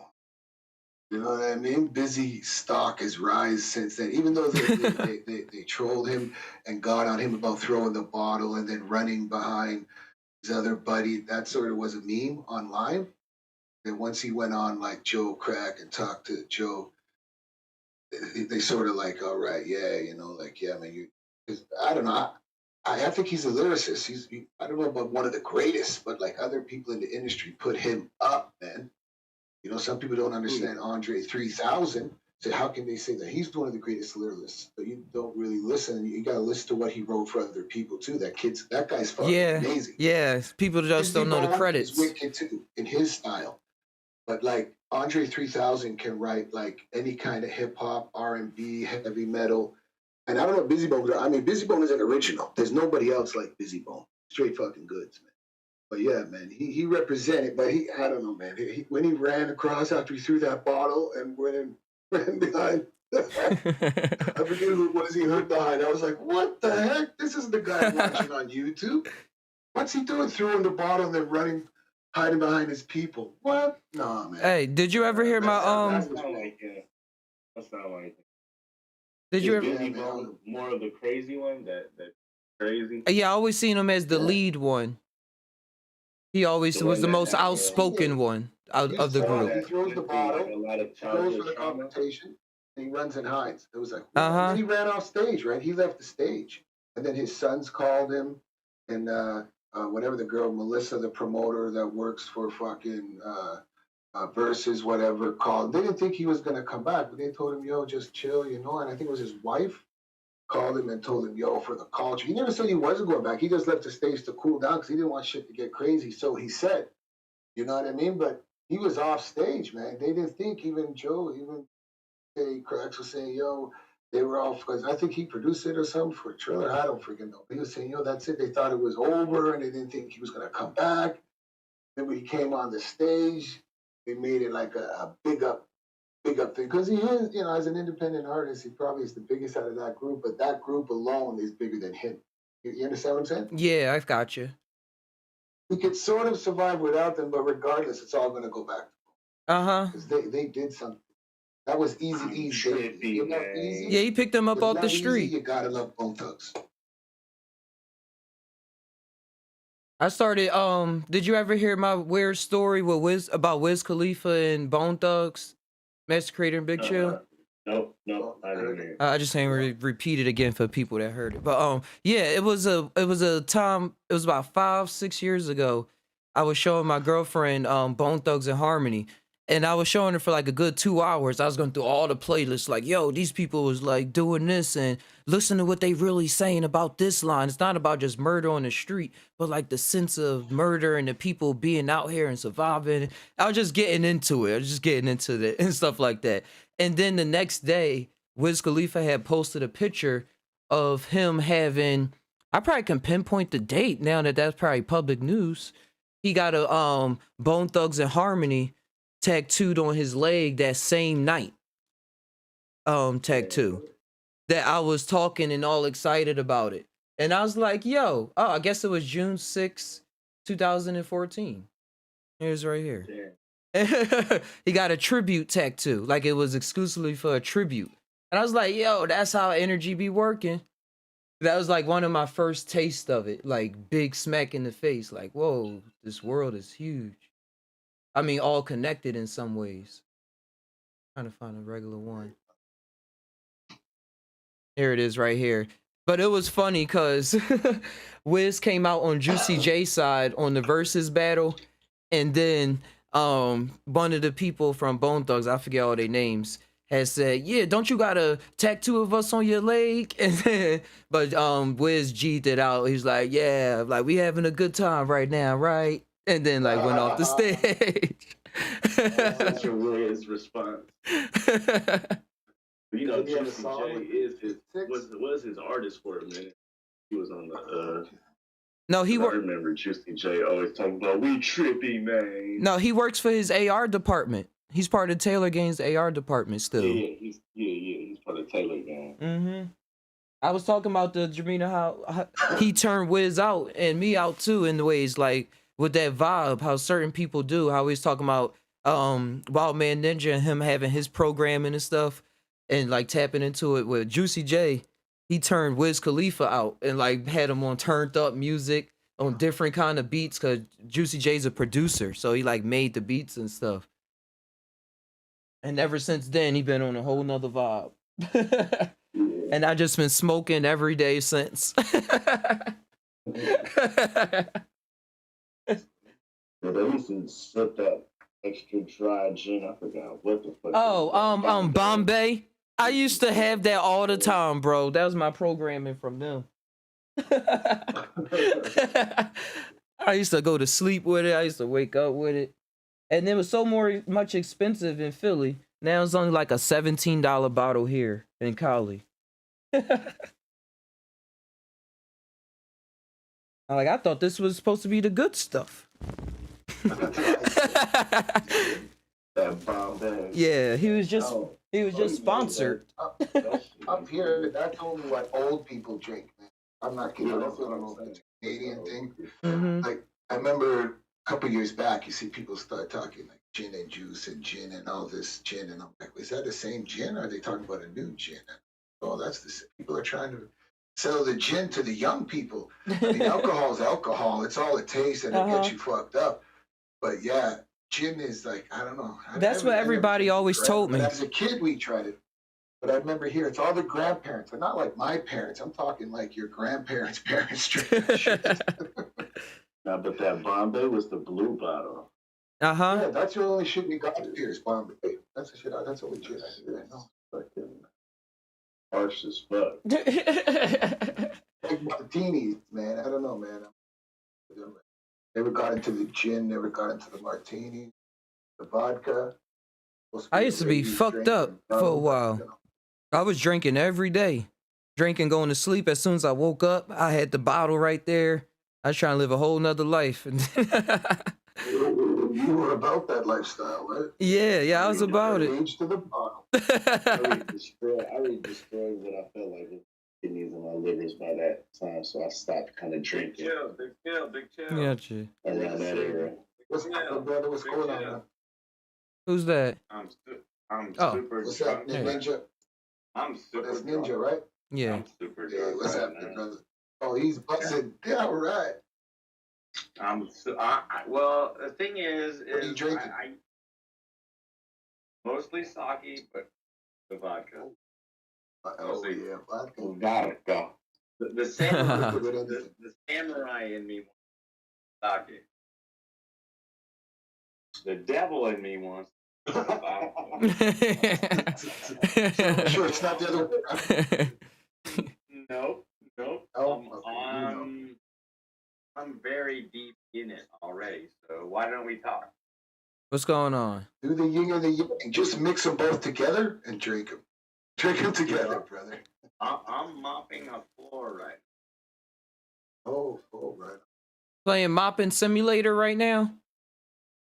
now. I know I'm being paid $19.70 an hour to do this. That's just how this gonna be in the metaverse. Just keep doing this. Produce But I don't mind because cryptocurrency. I get to talk to you guys. Now we just going through the alcohols and stuff like wax that. on, wax off. I'm gonna have to find somewhere to put I this don't- chat box. I just don't like when people talk shit about alcohol because I mean a lot of people talk shit. They were saying like alcohol is like the problem, but You know goddamn well that it's. Oh, I'm yeah. doing We're the problem. We're the problem. It's not alcohol. Uh-huh.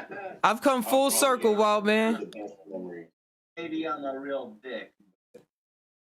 I'm with you right now. Yo, I came full circle, bro, because I had stopped drinking so that I can, I said, man, I want to get in touch with these emotions without drinking because I had all this doubt and all this other frustrations going on. Say, oh, I'm not supposed to think like that. I'm not supposed to do that. And I'm thinking more like that when I'm drinking. I want to be able to be happy and jump around. And then I started feeling like that. But then it was still more things missing. Like, oh, all my friends, not even just my friends drinking, but when you're drinking, you yourself is acting different. It's not that thought right there. You are loose. You having fun.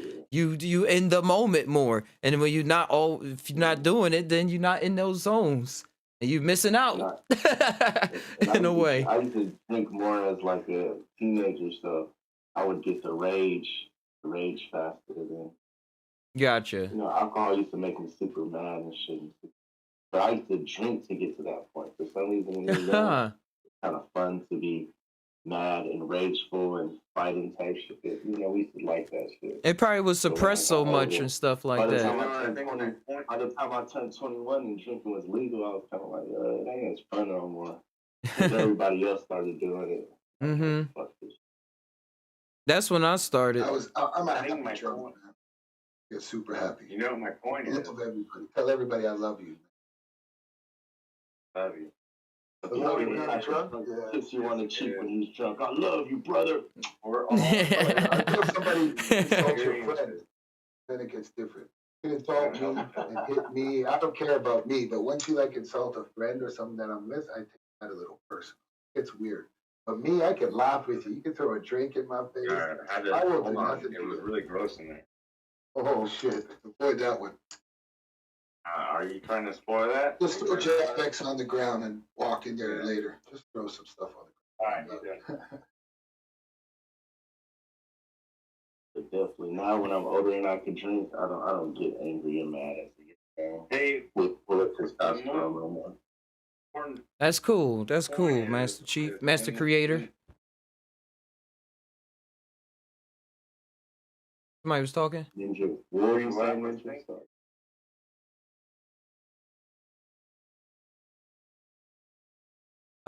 Everyone has to mop their floor. Everyone.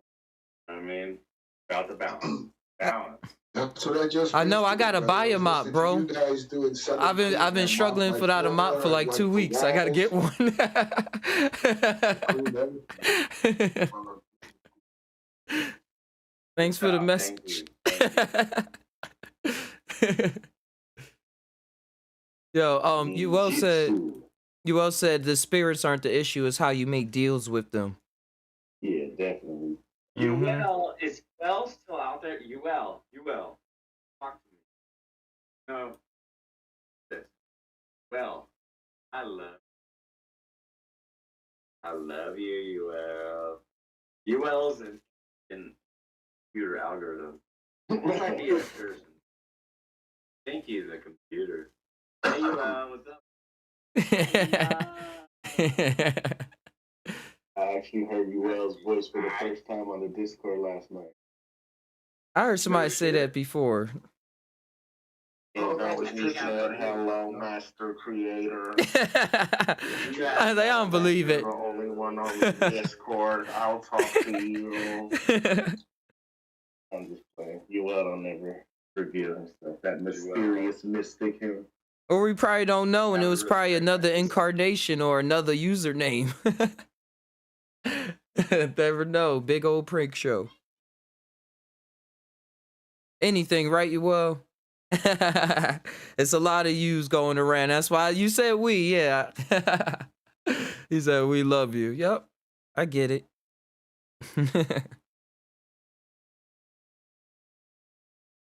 It's a big world. I'm glad we are able to talk about these things at the most randomest times in the middle of the day.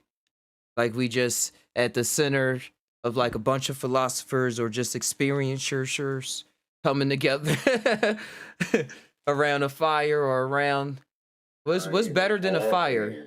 What gives us more warmth than a fire? What's something that's pretty cool? Love. Yeah, around a big old thing of love, making whatever we get out You of it, feel welcome, transferring it when to you our own feel like you're dimensions. among family, friends. Makes you feel good, and you feel safe. Love and a fire.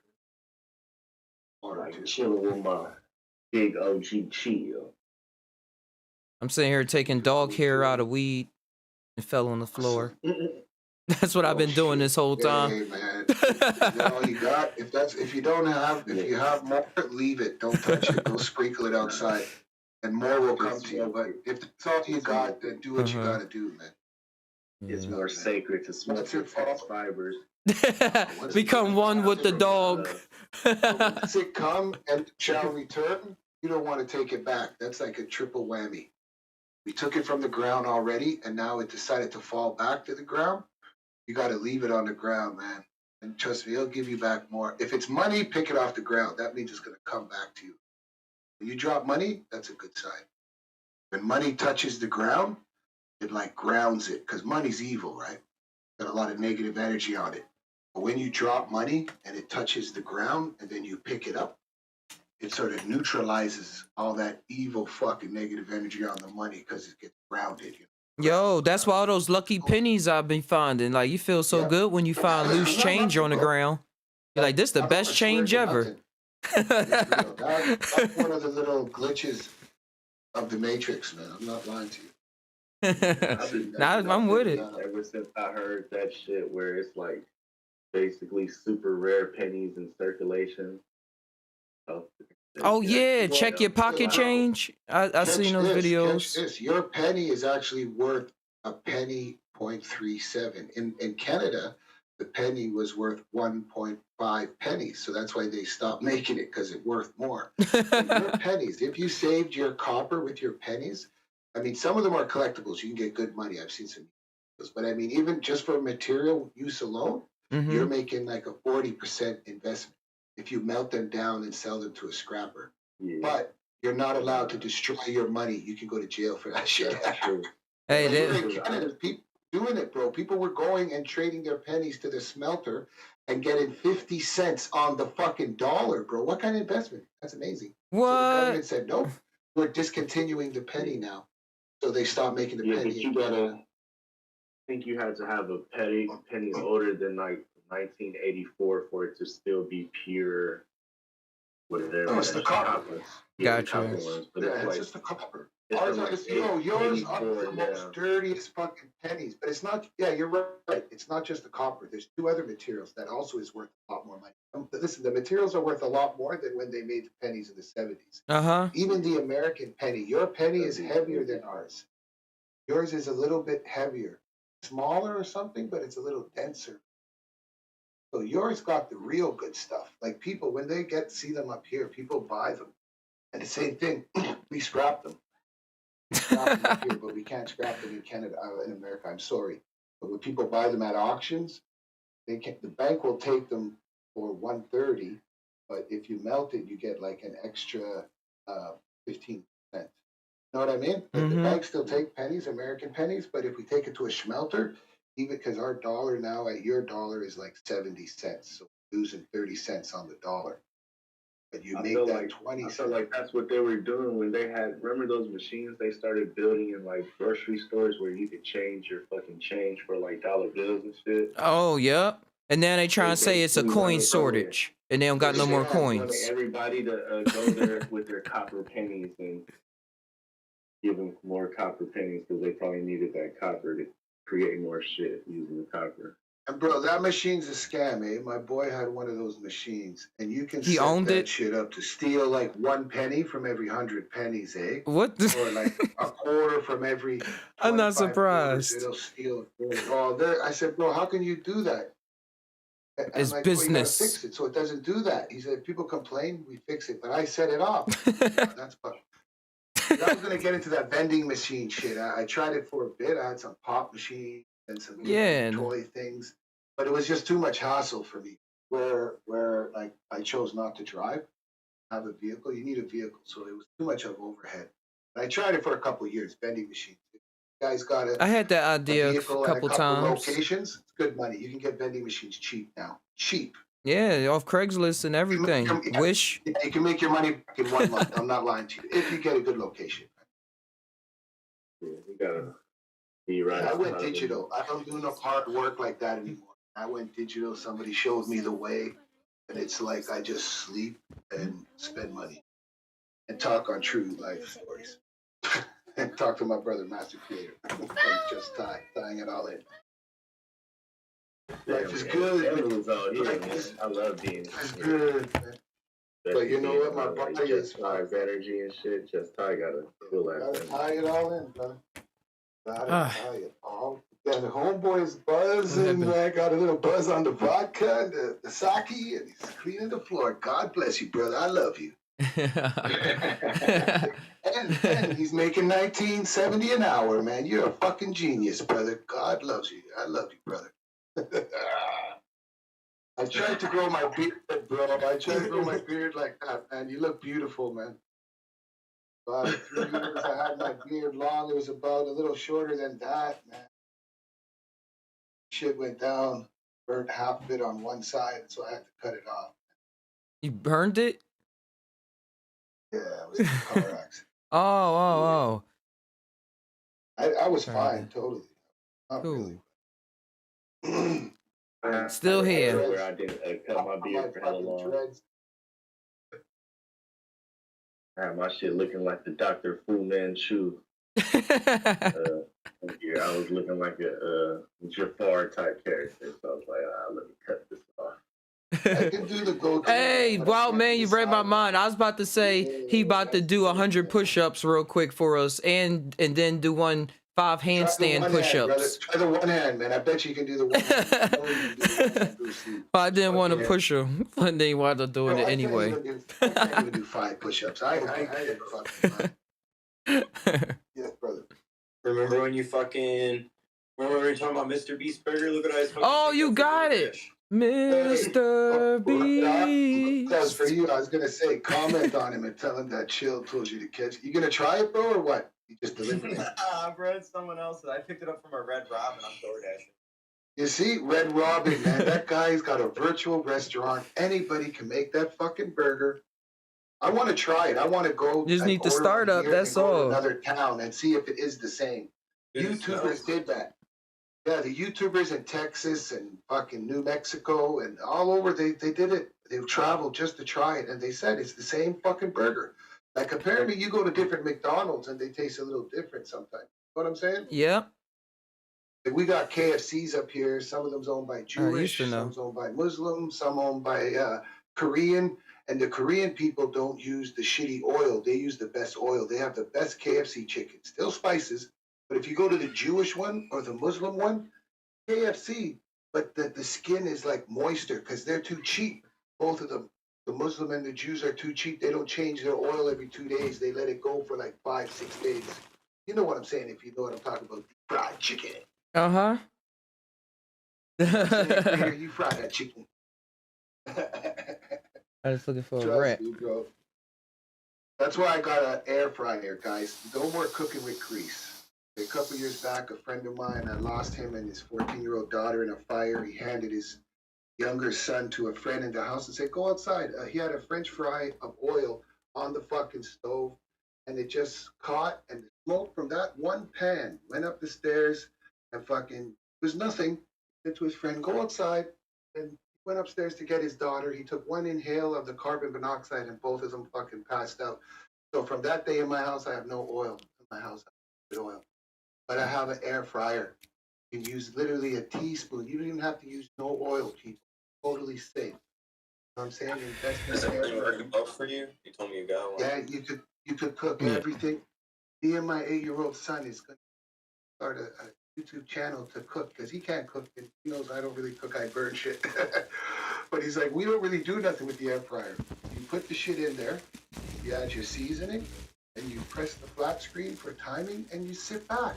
Yo, and Big Chill. It can make steak. Yeah. If you want the oil to stay in there, like sometimes it be drying it out a bit. Put some foil on the bottom of the grill so it can keep it all together. Yeah. Yeah, my boy was giving me some tips on it. Yeah, man. I gotta watch some videos still. I only used it a couple times just to make, the basics, right? But I want to cook a turkey in it. I want to cook a. I really want to like explore. I seen some different YouTube or some TikTok videos. I watch YouTube. Yeah, I got real into it when I was doing the vegetarian and vegan thing real heavy. So I was cutting all the oil, everything out. I just started frying chicken again like probably 3 months ago, like myself. And I see both sides of the field. But the air fryer, you can make a lot of cool things. It's like a microwave without being scared of the rays and stuff, because it's heat and it's actually just regular heat. And apparently you could cook like cannabis. You could make cannabis stuff in it. But I'm not going to use the one I cook for the family. I was going to buy another one, a smaller one, to use to make edibles. Yeah, infuse the butter. You can make and you can also make cream in it to rub on your skin. My buddy said you can put shatter in there, not shatter, crumble, like smokable stuff or eatable stuff. But he's like, you don't really want to use the same pan. This one here was like almost $500, but I got it for $189 on Black Friday. When you guys have Black Friday, we copy you. There's no reason for us to do it up here. It wasn't our I know. We had it a while ago, but we copy it. It's a market thing. It's a corporation holiday. Yeah, man. I got a fucking $800 Samsung tablet for like $250. I got a $500 fucking. I got a laptop. I got tablets for my mom and my son for fucking like $150, and not no Walmart cheap ones, because I always buy them the cheap Walmart ones for 150, and they break. You know what I mean? It gets slow. There's nothing you can do with those. So I bought them fucking Samsung. You know what I mean? And fucking at Best Buy. I got in there and they had that like, oh, in the next 10 minutes, this is the sale. And I just was standing right beside the fucking laptops, and right behind me was the tablets. And then everybody started rushing to my section. So I just grabbed fucking 3 laptops, 5 fucking tablets. And my girl's like, no, we don't need that much. We don't put them back. I'm like, no, man. People was coming. So I was going to buy them all, but my girl only let me buy 1 tablet or laptop. She didn't want the same laptop that I had. She later on got a Chromebook, but she regretted it. She should have got the one. I had 3 in my hand I could have got for $250. They're like $800. I could have fucking sold them online. You know what I mean? Yeah. Flip it right around. It's so many hustles, exactly what you were saying. I see people doing that on TikToks and stuff, talking about ways people didn't know on how to make quick money from just going from app to app to app. Big chill. He threw in there, he said, you said microwaves are just heat. Sorry about that. That's all good. My girl just came in and checked me for a minute, but that was a perfect timing. She was like, oh no, it wasn't my fault. You didn't want to buy it. I'm like, okay. You didn't want to buy it. Oh, Real life situations. Happy. Mother happy in your mind. Mother happy in your mind. Everybody else? I rebel against that out loud, but I do it with my actions. Everyone's wallet and the credit card, unfortunately. You can apologize all you want and say whatever you want. Nothing matters more than like a couple $100 at Winners or not Walmart. They want to go to Home Sense. Got a Home Sense up there. Not IKEA. IKEA ain't cool no more. As long as they can get something for the house, then they forgive you. A foot rub and a cup of tea, that don't go nowhere. You gotta pay if you want to play. Hey, they've been telling me since I was younger. Can't be confused now. I know.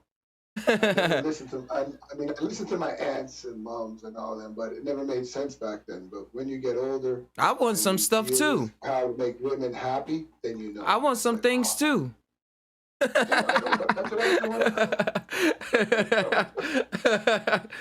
it was both ways. I'm like, I want to go somewhere.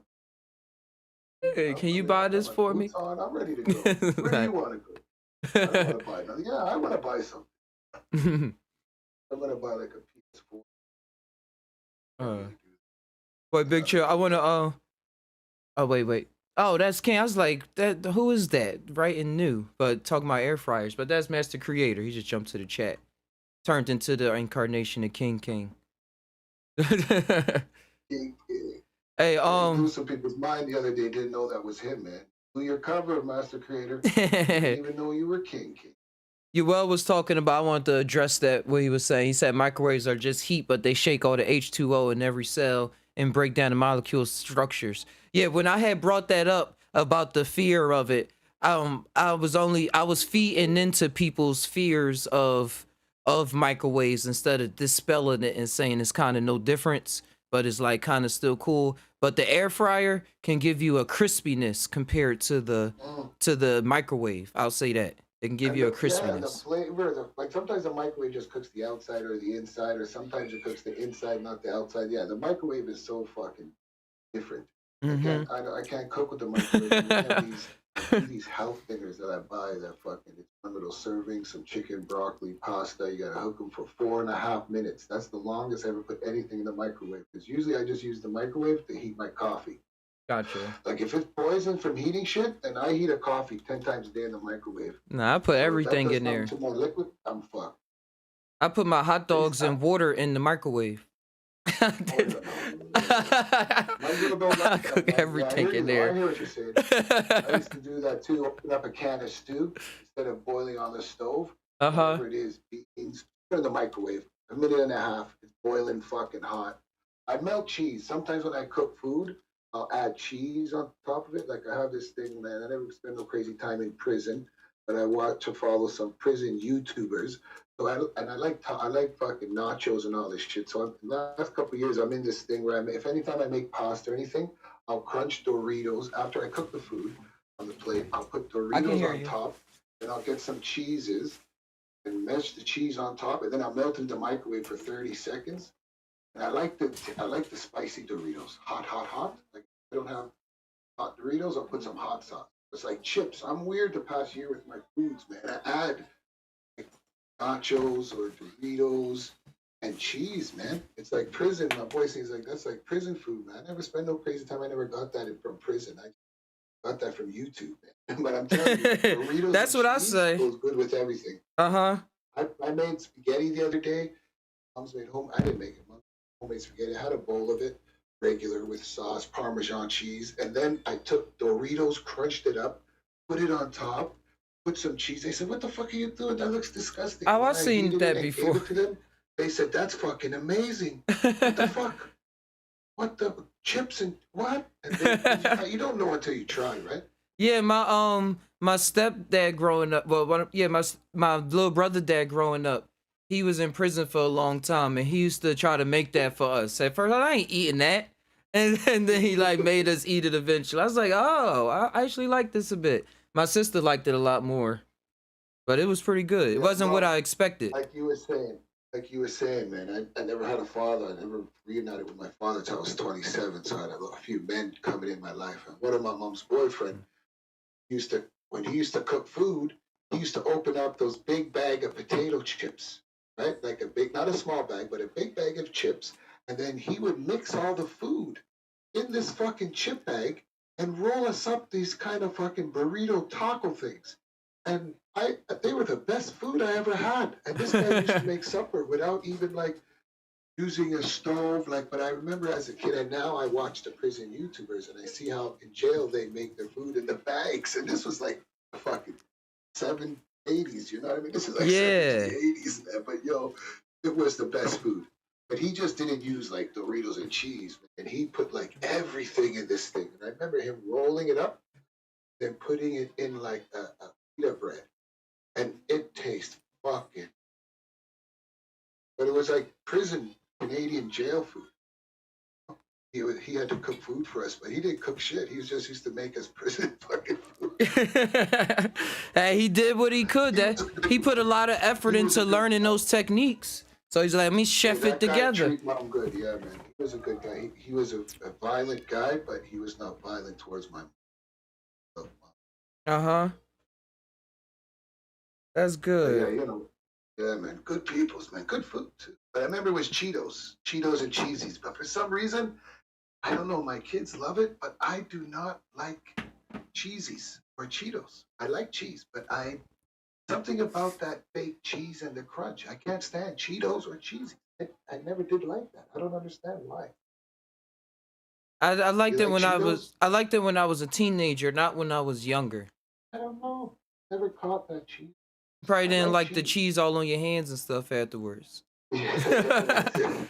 Make a big mess compared to other chips. Yeah, but that's true. But the Doritos too. But you know, you eat that shit fast. You don't get the Hmm. Doritos. And it's wild What's how up, we that like all of Doritos? those Doritos too, all of that food, because it's in every single movie. But Pepsi you and know what I Coca really Cola. like as a kid? Corn chips. Do you guys have that in America? Yeah, Corn the chips, red and right? yellow bag. Yeah, they're just yellow, either long corn chips, or they have them sometimes in green. But it's like corn chips. Even the corn popcorn, like corn cheesies, I could eat that shit A7 of the because the Dead. corn flavors right through, right? Yeah, yeah, it's one flavor. No, people try to make Corn. different flavors now. They got barbecue and all that stuff out. You know, in Japan, they like that's why I was talking about corporations and how they make how we like the Doritos and stuff growing up. In Japan, they have so many different flavors of the foods that we enjoy. And like, but they know that Even the their fast food market, place. they know their market is more expansive. Like people gonna, or they just expecting them to like it more. They don't expect us to like all those wacky flavors. That's why sometimes they even I'm calling it wacky now, but they Yeah, only will say a limited edition or something like that. Let me see, wacky that's because Japanese. we have health guidelines. Like there's my son watches these McDonald's in Japan and Russia and China, and they have these amazing fucking sandwiches, but because they're so unhealthy, they No, can't even serve them in the United no, but it'd be States served for by like 10 Pringles days. and stuff. It's I'm like, talking like what? big companies like Pringles and Lay's and stuff. They be having like different flavors that they only put in Japan. Oh, the chips, yeah, the chip flavors, yeah, Like yeah, here yeah. go a But even the Cheetos I fast never food seen joints are like before, that too. but I need it in English. They not showing me. Here go Pringles noodles. If you check out the Spice King on YouTube or TikTok or the short Spice King, light skinned brother, used to be skinny little kid. Now he's getting a little bit bigger because he does all these food challenges and he can eat the hottest of hottest stuff. But he also likes the special collection of chips and candies. So he shows all the time these ones that you can only buy in Japan because now these stores are popping up, right? We have a store over here that only You can have use it. European stuff in it. So you can buy all the stuff from Germany, Portugal, England in this store. Like my girlfriend, my wife, Go. she's from England, and she goes there, and there's only stuff in there. And I don't know how they do it because their chocolate from England, Europe, it's legal in Canada because it's got too much cocoa. It's too No, strong. get you Yeah, high. but now, yeah, it gets you high. And the stores have it. My girl Yeah. said it's the same stuff. It's the same chocolate. Uh When huh. I eat it, I like my eyes open and I'm like, oh, I Wow. like it. What's that brand called? Wow, fucking What's that brand called? English. I'll get it from her. Alright. Yeah, I'm There's looking a at few of them, but blueberry just chocolate chips. bars from England. It's the same ones. Like it's not Kit Kat. They have their own brand. They have Kit Kat and stuff. Their chocolate is just different than ours here. Like I said, it's chocolate, but it's some preservatives too and a lot of sugars. Yeah, I heard Because in Canada Canada they is. got a sugar ban. I was about to You're say not allowed that to drink Canada is it. big on. Well, you know more, but Canada I heard is big on their restrictions on what they allow in food. I was just watching this whole documentary on how Aquafina was banned in Canada, and they always look at Americans like y'all drink that. Yeah, there's one water. I saw it the other day. There's one water. Or maybe that's the one you just said.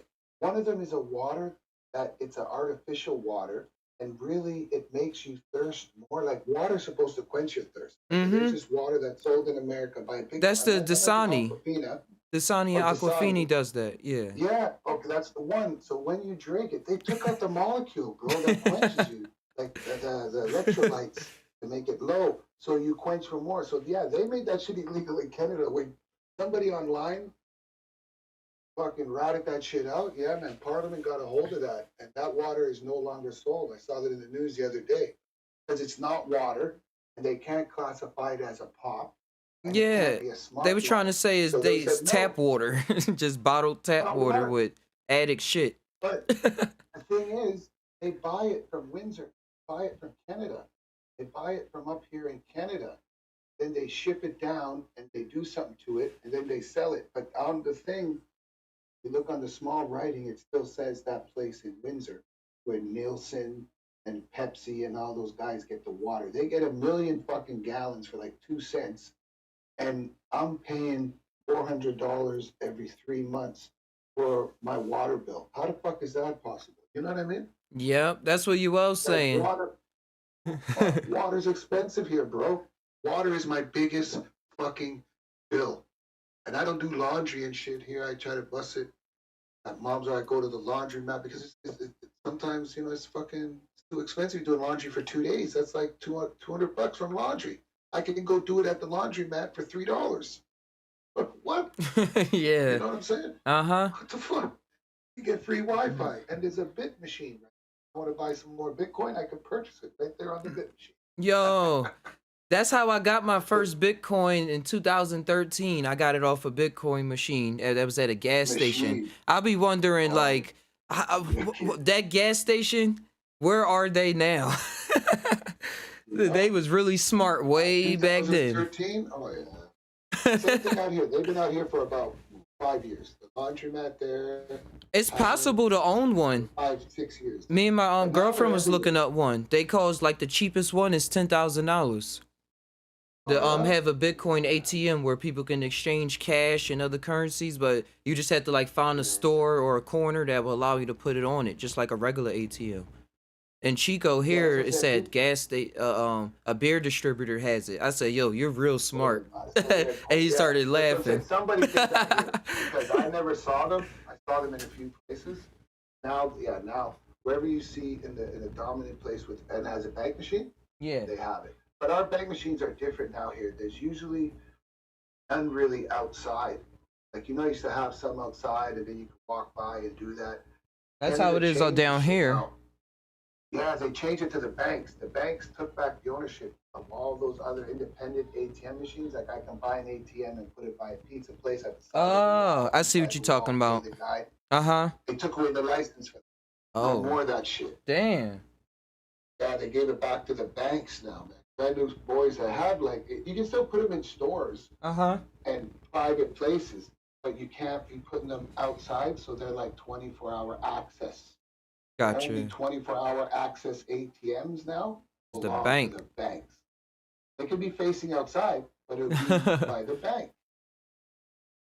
Oh, and I know enough people that was their living, man. That was like ATM hustle was good money because all you had to do was have a float. Mm-hmm. Right? Then keep it going. All the money, just keep it going, bro. They know how many people tried to steal an ATM? That don't work. They made a whole movie about it. Wasn't that on Friday or something? Yeah. Well, when the ATMs first came out, that's what these up here would do. Their truck.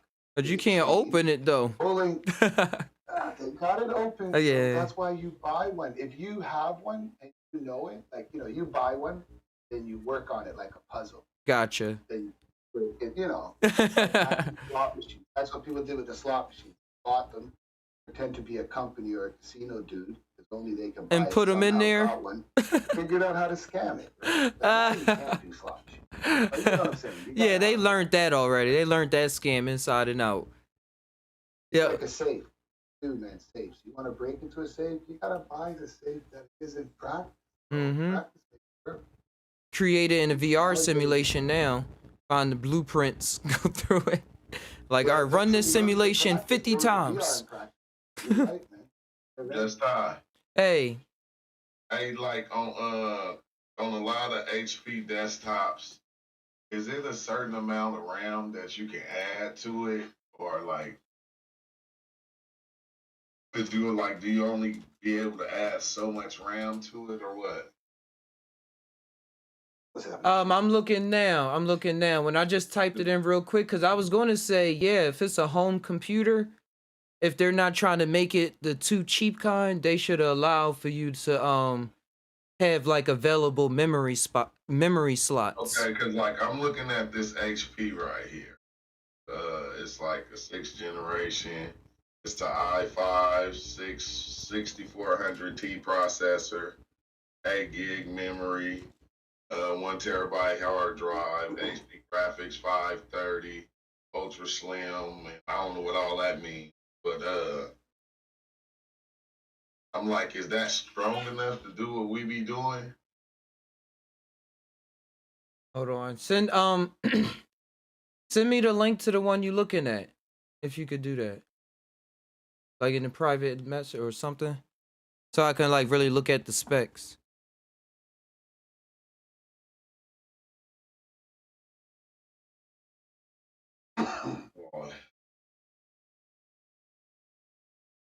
Bought this fucking laptop to make sure it was good for streaming. You know what I mean? Now every time I go on live with True on Zoom, works for 5 minutes and it cuts off. It can't handle freaking. This thing's no good for streaming. I found out for a YouTube channel. Now either I gotta upgrade it or give it to one of my kids. What kind of laptop did you get? Is it like a Chromebook? Does it have a hard drive in it, or is it all cloud based? Got a Chromebook downstairs. What is it? Samsung.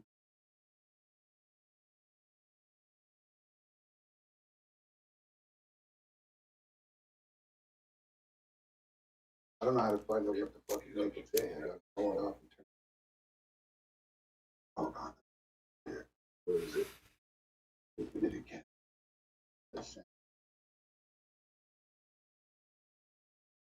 it on the.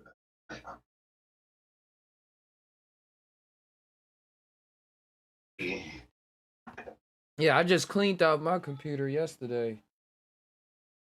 Yeah, I went for my uncle to come over. He's Dusty. take it and enlighten my computer. He said, I will take enlighten your it will move faster, it'll be more conscious. Gotta give crash technology, but have a formula. I don't really go outside that bubble. I don't need to, right? If you I got my formula, so I don't really know anything really. Hey, check out Linus. Check out Linus tips. I pasted it on the general. Gotcha. That's the best. That's the best I got. That he got on there. That's it. I'm like going.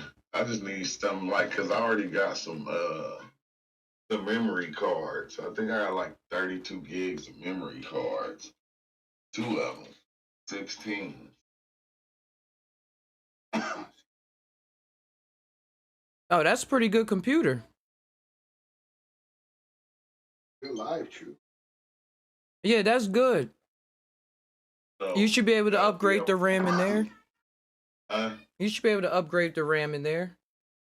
Okay, yeah, I'm gonna just go buy it then. Hey, Rance. Welcome to the Psy Tai podcast. Tie it all in.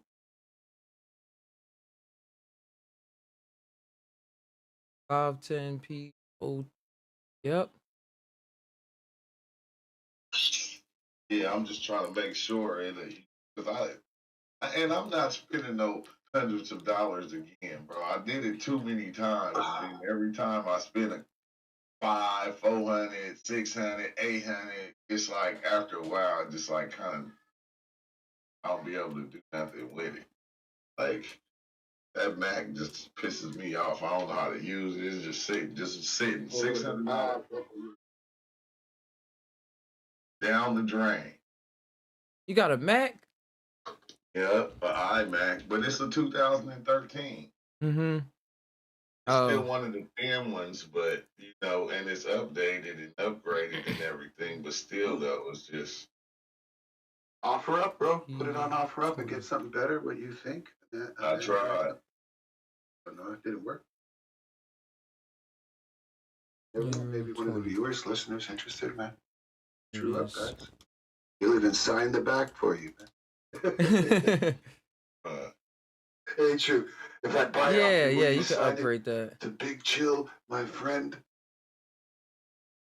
And I'll resell it online for double. Dang, 32 minutes away. Okay. I'll be there in like 25. Yeah, you should do good with that. I was looking up some more things on, especially if you can upgrade it.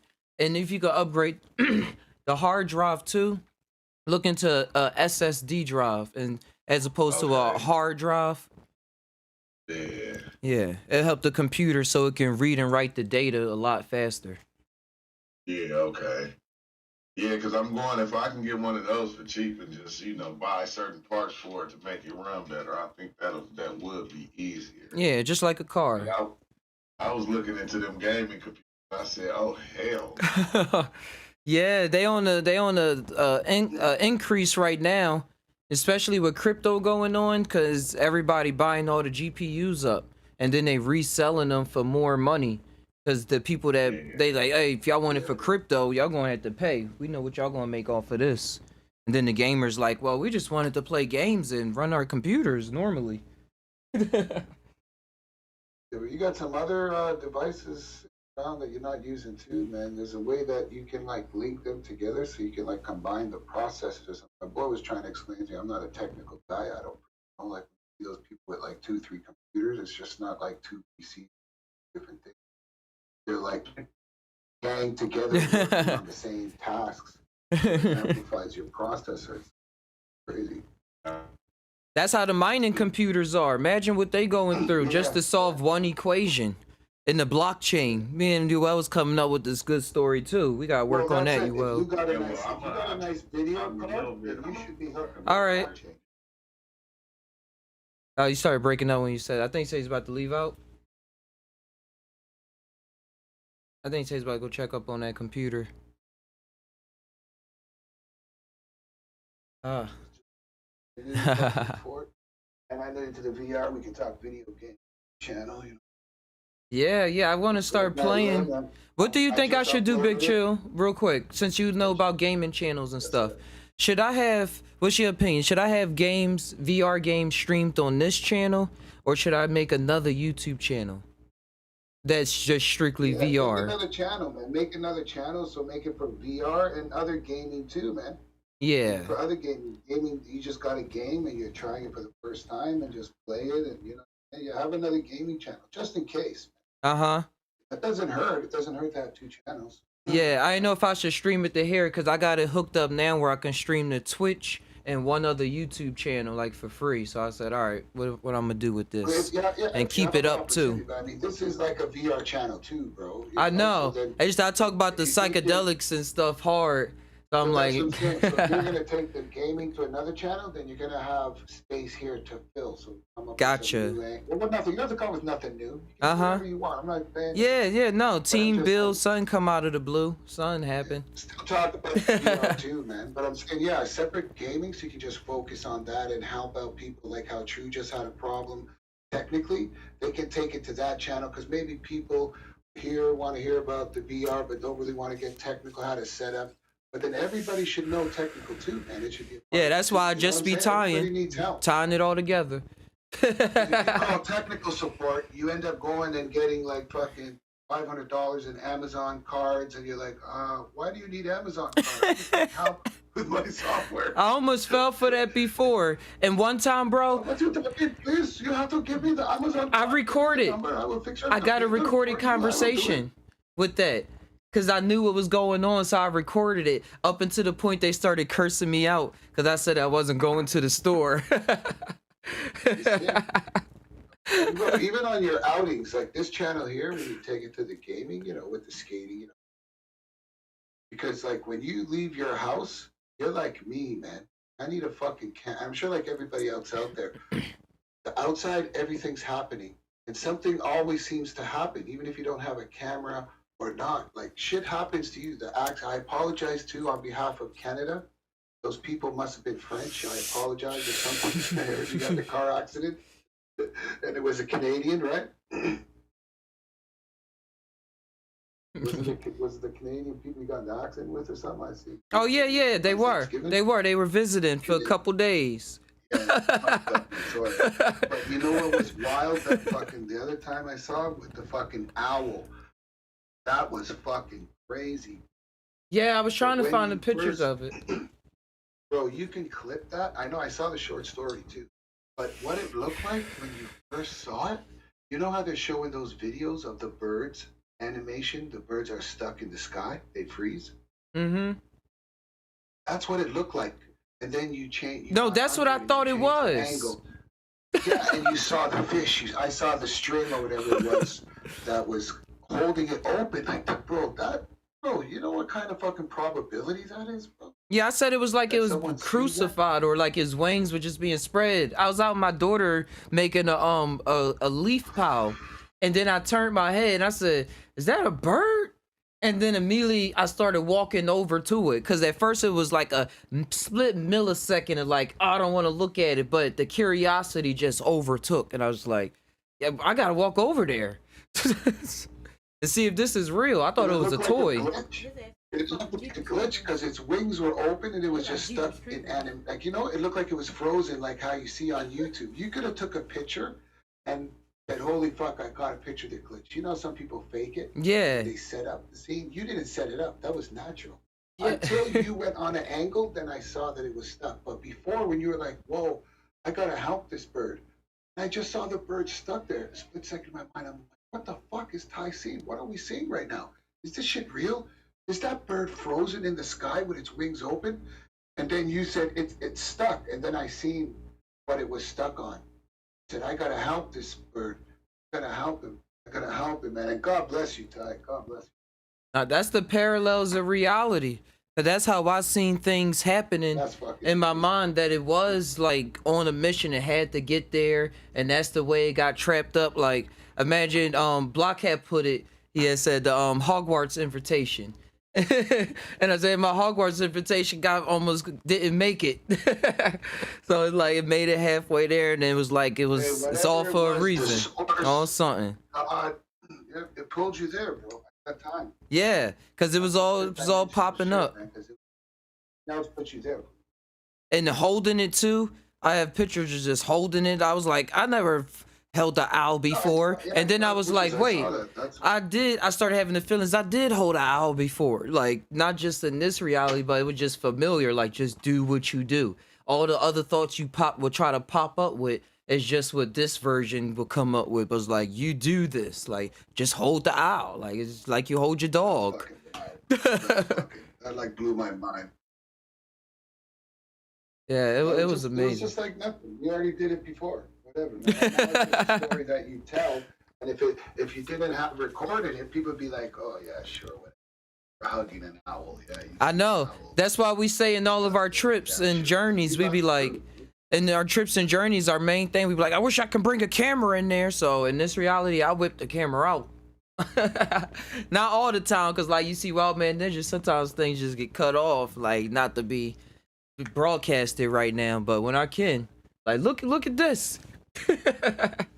Look, it's not an ego thing. It's just like, yo, I'm a character in this story, and shit is Get a happening. vest and a GoPro and just videotape shit 24 hours a day, and then edit it at night when you're home. See what you got. No, when I want to upgrade from that. I was already planning on that, but I bought this 360-degree camera like 4 years ago now, but the quality that's what wasn't I'm that saying. nice on it. Yeah, it's not good. But Nah. they're cool, man. They're They're wicked good. with the cell phones and even on PC shit. But I like them better on the cell phones, man. You can Mhm. zoom around and focus in. They're fucking wild. You can get a newer ones that are, good quality. I mean, it hurts your eyes, and some people say it gives them headaches, but give it some time. It is different, but it's a good quality to have because you could be walking forward, not even paying attention, and the person's like, "Yo, what's going on over there across the street to your left?" You don't even fucking know, but the people that are viewing can see everything, and they have access to control. It's like Ultra VR. Yeah, all the senses involved, even ones we don't even know we tapping into. How you plugged one of the in? original YouTubers, man, one of the original guys. He pulled out because people were fucking with his family and shit. But he's one of the original, like Casey, whatever the other dude's name is from New York. But Roman Atwood was the first one when he was fucking did like some live stream and also but he was the first one that did the fucking camera. And it was just like walking down, but you could like 3D camera, but it was wild. Like you could now everybody does it. You see it around. But I remember it was the first time I saw that. And he was telling you, now go with your finger and zoom in, go behind me, look over there. What's happening there? And you spin it around. It was dizzy at first, but once you got the hang of it, I was like, oh, this shit goes somewhere. Whole new experience. Yeah, Well, not new, man, but all like, new. yeah, brought to this world. Because he was the first one to blow that 3D camera up, man. Like, no, to bring Gotcha. it out there. It might have been out there, but like he was the first one. At least when it came to mobile or on your screen where you can control it. Mm-hmm. I think I saw the 3D cameras before when people use it in music video shit, but not where like Personal you could person. interact. Yeah. This guy has like fucking 50 million viewers at that time. We're watching that his live stream had like hundreds of thousands of people, but we all could interact, not just through chat. We could control what we see. Like first time, that shit blows your mind. Now it's like, okay, but still the technology is wild. It has a lot of places to grow with that. Yeah. Yep, it's going. It's growing for sure. In the most fractalized way, because it's going to have everybody thinking everything about it. And they all going to be allowed to think it.